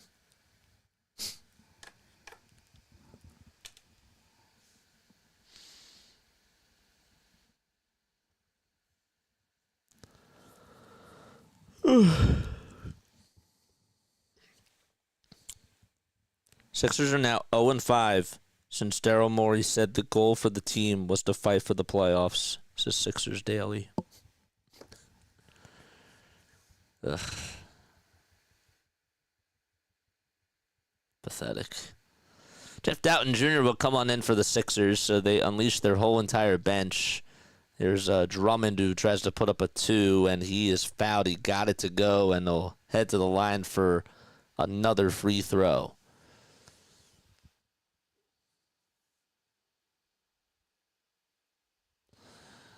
Baseball. Who's our leadoff hitter? Who should be our leadoff hitter, or who's our leadoff hitter? Those are two separate questions. Yabusele gets the offensive rebound off of Drummond's miss. Roddy gets it down low. Will try to hit a layup, and he does. He kissed it high off the window. It's a 22-point game with 4 minutes and 20 seconds left in the fourth quarter. So Pritchard, Craig, is that Torrey Craig? Jordan Walsh, Neemias Queta, and Sam Hauser all out there for Boston. Here's another 3 by Hauser, and that's way off the mark. Roddy rebound, outlet pass to Drummond. Drummond with a layup. He got it to go. It's a 20-point game. Sixers on a nice little run with their fresh young guys off the bench. And Pritchard dribbles with the right hand. Keyes tries to set a pick for him. Doughton fights through the adversity. And now it's Yabusele who stays on Pritchard. They'll throw it downhill, and the shot goes up, and it's no good. Roddy with another rebound. David Roddy trying to go coast to coast. It's rejected by Queta, and a nice little bounce pass from Doughton to Roddy for 3. No, that 3 could have been really, really helpful there for the Sixers. 3:20 left to go in the fourth quarter, and Pritchard gets it at the top of the key again. They swing it around the timeline. Pritchard for the dagger. No.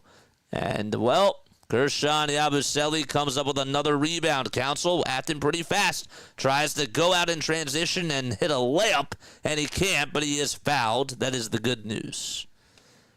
I think he got fouled. Where did he travel? He got called for a travel. There was a lot of adversity down low, but he got called for a travel instead. Couldn't tell what the call was. Didn't see that in the picture. Drummond tries to play defense off of Queta again. Pritchard off the screen for 3, and that's good as gold. Another one by Peyton Pritchard. He's 7 for 14. Drummond for 2. He swishes it home. Or actually is able to dunk it. It's 121 to 100. Who should be our leadoff hitter, or who is our leadoff hitter, Jane? Because the leadoff hitter is going to be Schwarber. Pritchard, the A3. Yes! 8 threes by Peyton Pritchard. 15 points in the first half. And 13.5, number 2.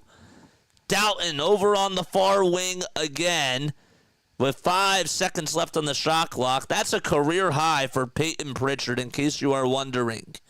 And Yabusele gets it, not to lose, stolen by Pritchard. Pritchard passes it to Hauser. Hauser for 3, no good. And Doughton Jr. will just volleyball it over to Yabusele as he slams it home and makes it 124 to 102. Pritchard with a career high 8 threes made. And he has just been feeling himself. He went 6 for 8 against the Knicks earlier about a couple of weeks ago. Also was 7 for 15 against Detroit. So it's not like he's done, he's been really, really good. Actually tied a career high because he had 8 against Milwaukee. 124 to 102. Drummond tries to drive it down low. Can't lay it up and in the first time. Can't do it the second time. And the third time, he gives it back to Yabusele, and his three-pointer is way too strong. So I stand corrected. So he tied his season and his career high for three-pointers made. Pritchard is going to just try to dribble it out. 10, 9, 8 seconds left on the shot clock. 5 seconds left on the shot clock. Pritchard, I don't think he's looking to take a shot or anything. They're just going to call a shot clock and a shot clock violation. All right. 34.5 seconds to go in the fourth quarter. And the Sixers are going to go on and lose another ball game, 124-102, with 34.5 seconds left, and there's a timeout called. Celtics call a timeout. Wow. What's up, Larry? How are you, my friend? Thank you so much for stopping by. Haven't seen you on in a while, but that's probably because I haven't been on in 5 days, so it's been a while. I needed the break. I'm happy that we got the break. And yeah, man, I'm really happy that I'm genuinely very happy to be back. I know I've said it a lot of times, but again, you have to remember that there's people that didn't tune in when I said those things and when I was talking about what I did over the break and all that stuff. So it's important to just sort of refresh people, because who's going to go back and watch minute number 5 of this stream where it was before the game? Who's going to do that right now? Is anybody going to do that? No. So, and I'm saying this because there's other content creators or aspiring broadcasters or internet streamers or whatever you want to call it now that are out there that want to do this. And so you can't be afraid to repeat yourself. If somebody tells you you're repeating the same thing, that's a good critique because it means that you're doing your job. Take that for what it is. Please smash the like button, man, and subscribe to the call from Jason, the voice shows. Oh, hold up. That's really nice. Thank you. Thank you very much.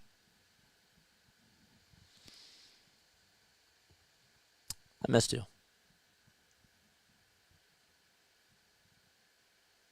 I don't know. I feel like I have a lot to catch up with you guys about. Stay on stream. After the game's done, stay on. Don't go anywhere. We'll keep talking, you and I.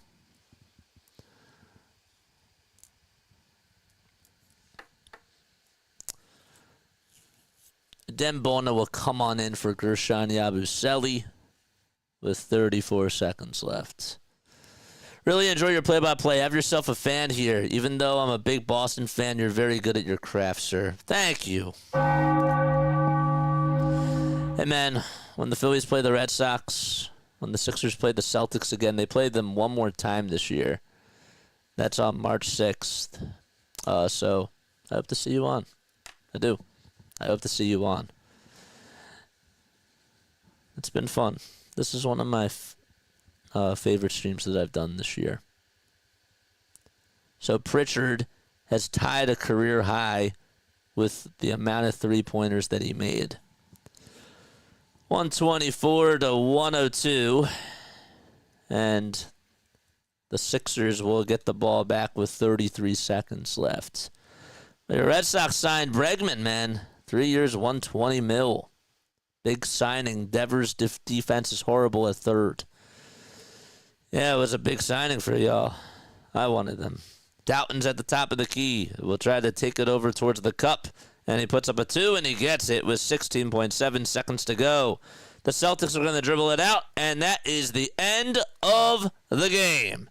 Sixers got crushed. You look at the final score, you see 124-104. And that doesn't even tell the full story. At one point, the Sixers were down. I mean, we could take a look right now. They were down by as many as 29 points. It felt like that they were going to get murdered by 35, 40 points with the way things were going. A lot of things went wrong.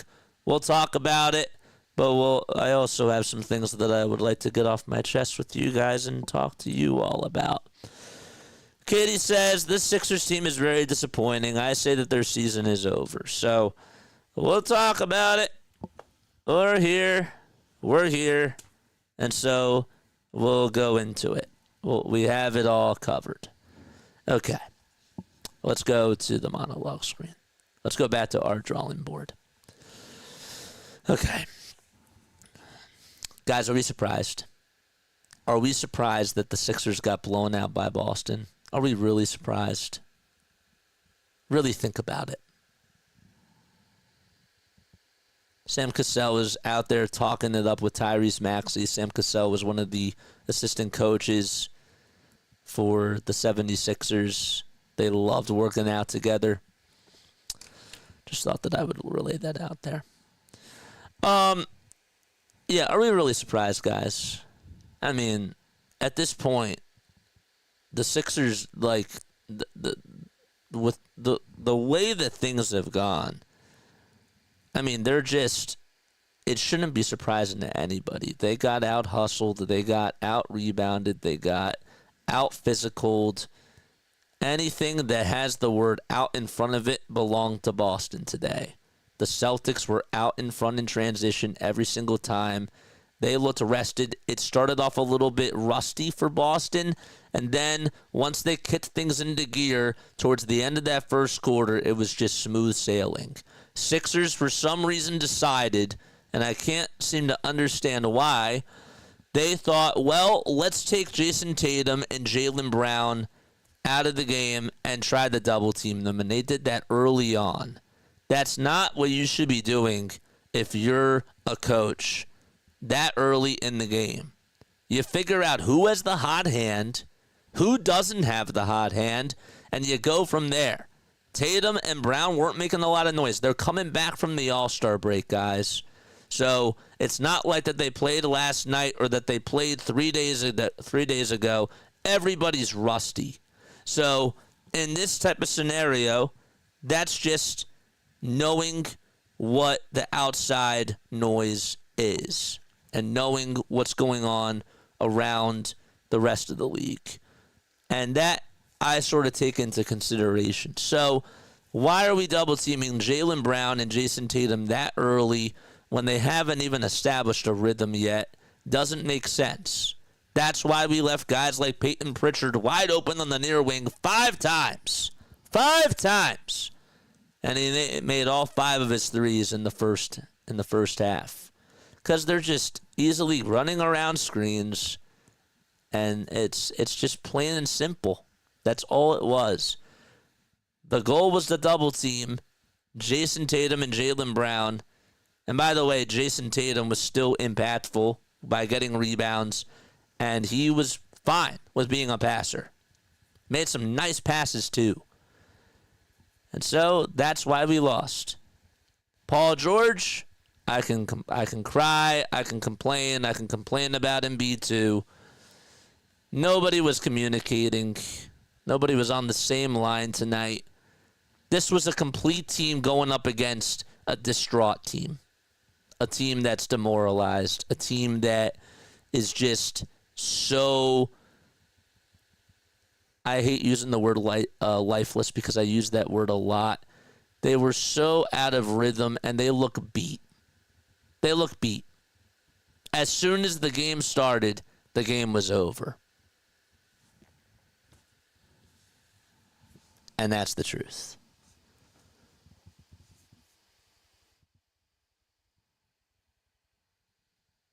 It's the truth.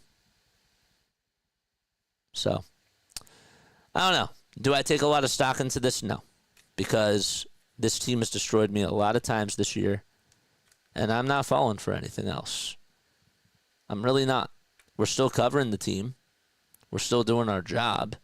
But if we want to take a look at moral victories and we want to look at some positives, Quentin Grimes was a positive. That was cool. I like what he can do. And I think that for somebody that has young talent, young raw talent as he does, he could be somebody that the Sixers build around for the future. And I want him to play more. Again, the biggest takeaway that I had was that the Sixers were not playing well with the big max contract guys, and the younger guys, again, would have given them more of a chance to win this game. And that is the plain and simple truth. Grimes is a good keeper. I like what Grimes can do. He was able to put the ball on the floor a couple of times, man. You know? And he's nice. Paul George led the way with 17 points. That was great. We were 8 for 39 from 3. I mean, there's really not much. There's really not much at all. I did like what Boston's game plan was on Tyrese Maxey. I thought that was interesting. And I did not think that Tyrese Maxey had a good game today at all. I do not. But what they did was they put Jaylen Brown on Tyrese Maxey in the first quarter, and Maxey had a couple of nice layups on him. As great as a defender as Jaylen Brown is, Tyrese Maxey is a kryptonite for him. And Drew Holiday played in this game, and Drew Holiday, honestly, really put Tyrese Maxey on chains, in my opinion. Holiday, even at the age that he's at, just knows how to play great perimeter defense. He won a championship with Milwaukee. He was the extra piece that they were missing. Won a championship with Boston. And it's just such a stab in the back that even 10 years after we get rid of Drew Holiday, over 10 years ago, he's still tearing it up in the league. That's the killer. That's the stinger. But Drew Holiday on Tyrese Maxey was clamps. You know? So, it's the truth. I was only here for the last 30 seconds, but that was pretty disastrous. Yeah. I mean, like, I can't even kick and scream anymore. Like, what's the point? This is where they are. And I'm going to ask you the question again. Do we just try to get that top 5 pick? I'm looking at the standings right now, folks. Let's pull it up. Let's pull it up. Okay? The standings are right here. They're right here. We are still, well, now we're 3 games behind the Bulls. We are now in 4th to last place in the Eastern Conference. In the overall league, where are we? We are the 6th worst team record-wise in basketball. Are we going to be as bad as the Wizards? No. The Wizards are still 10 games behind us. So we're not going to be able to get Cooper Flag. Probably. Because of the lottery. But where do you stand? A 6-game losing streak for the Philadelphia 76ers. That is the longest losing streak in the league right now. But do we try to get a top 3 pick is the question. Or do you actually believe that the Sixers could fight for a play-in tournament spot and just make a run out of it?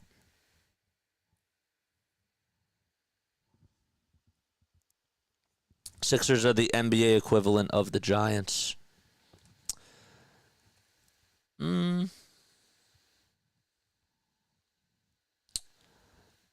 I'd say that they're the NHL equivalent of the Flyers.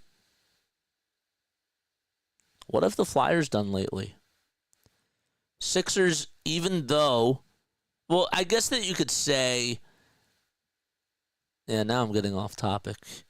I guess that you could say that, yes, like, that they've become a laughingstock, and that's probably why you say it like that. But I think that in other ways, Flyers are sort of in that same boat.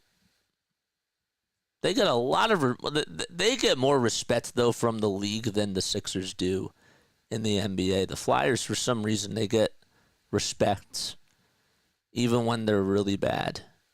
I can't seem to understand why, which is interesting. The lottery, baby. I'm with you. I think that we should just, I think that we should just call it, man. We ain't stopping, but I've been saying that for a little bit of time, and I'm going to stand by that. Yeah.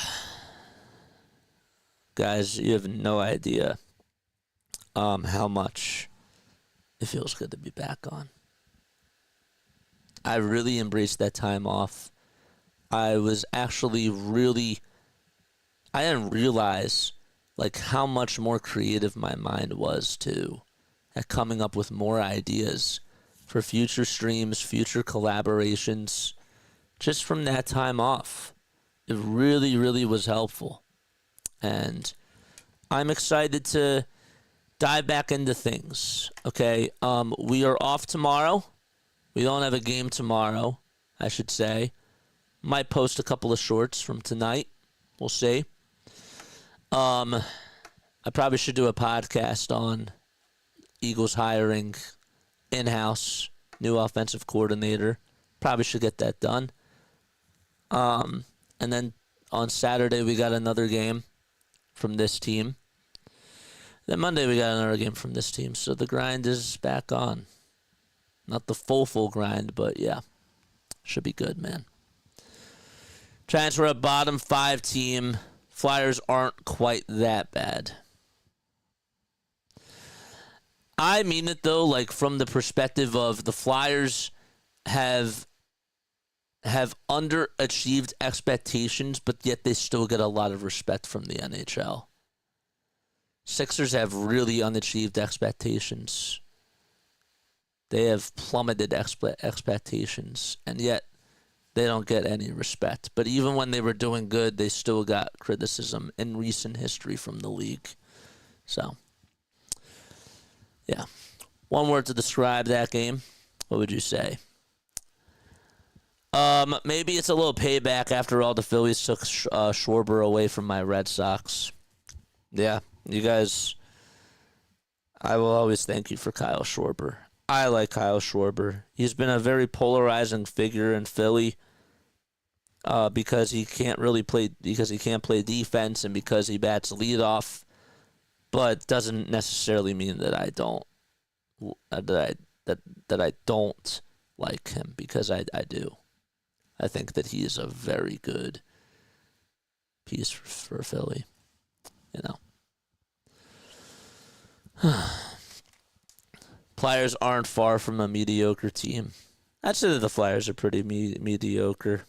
They've had their stretches of good, but they've had their stretches of bad too. They have. But if we're talking about underachieving expectations, I mean, this team takes the crown. This team takes the crown jewel. They just do. Phillies would crush the Celtics. The Phils? I don't know. What's up, Scott? How are you, my friend? Okay. I think that's it, man. I think that's it. I'll leave it at that. All right. I'm done. I love you guys so much. We'll be back on Saturday night for another virtuoso, hopefully, of a performance by the 76ers, led by Paul George and a one-legged Joel Embiid. Doesn't that sound fun? It's okay, but I want to make sure that I emphasize this. For those of you that have been rocking with me throughout this whole entire season, like, you have no idea how appreciative I am of you guys. It means the world. It really does, and nothing will ever that I could say could ever repay for my thanks. You know. So, all right. Good night. Laila Tov. I will catch you all in the next one. Good night. Peace.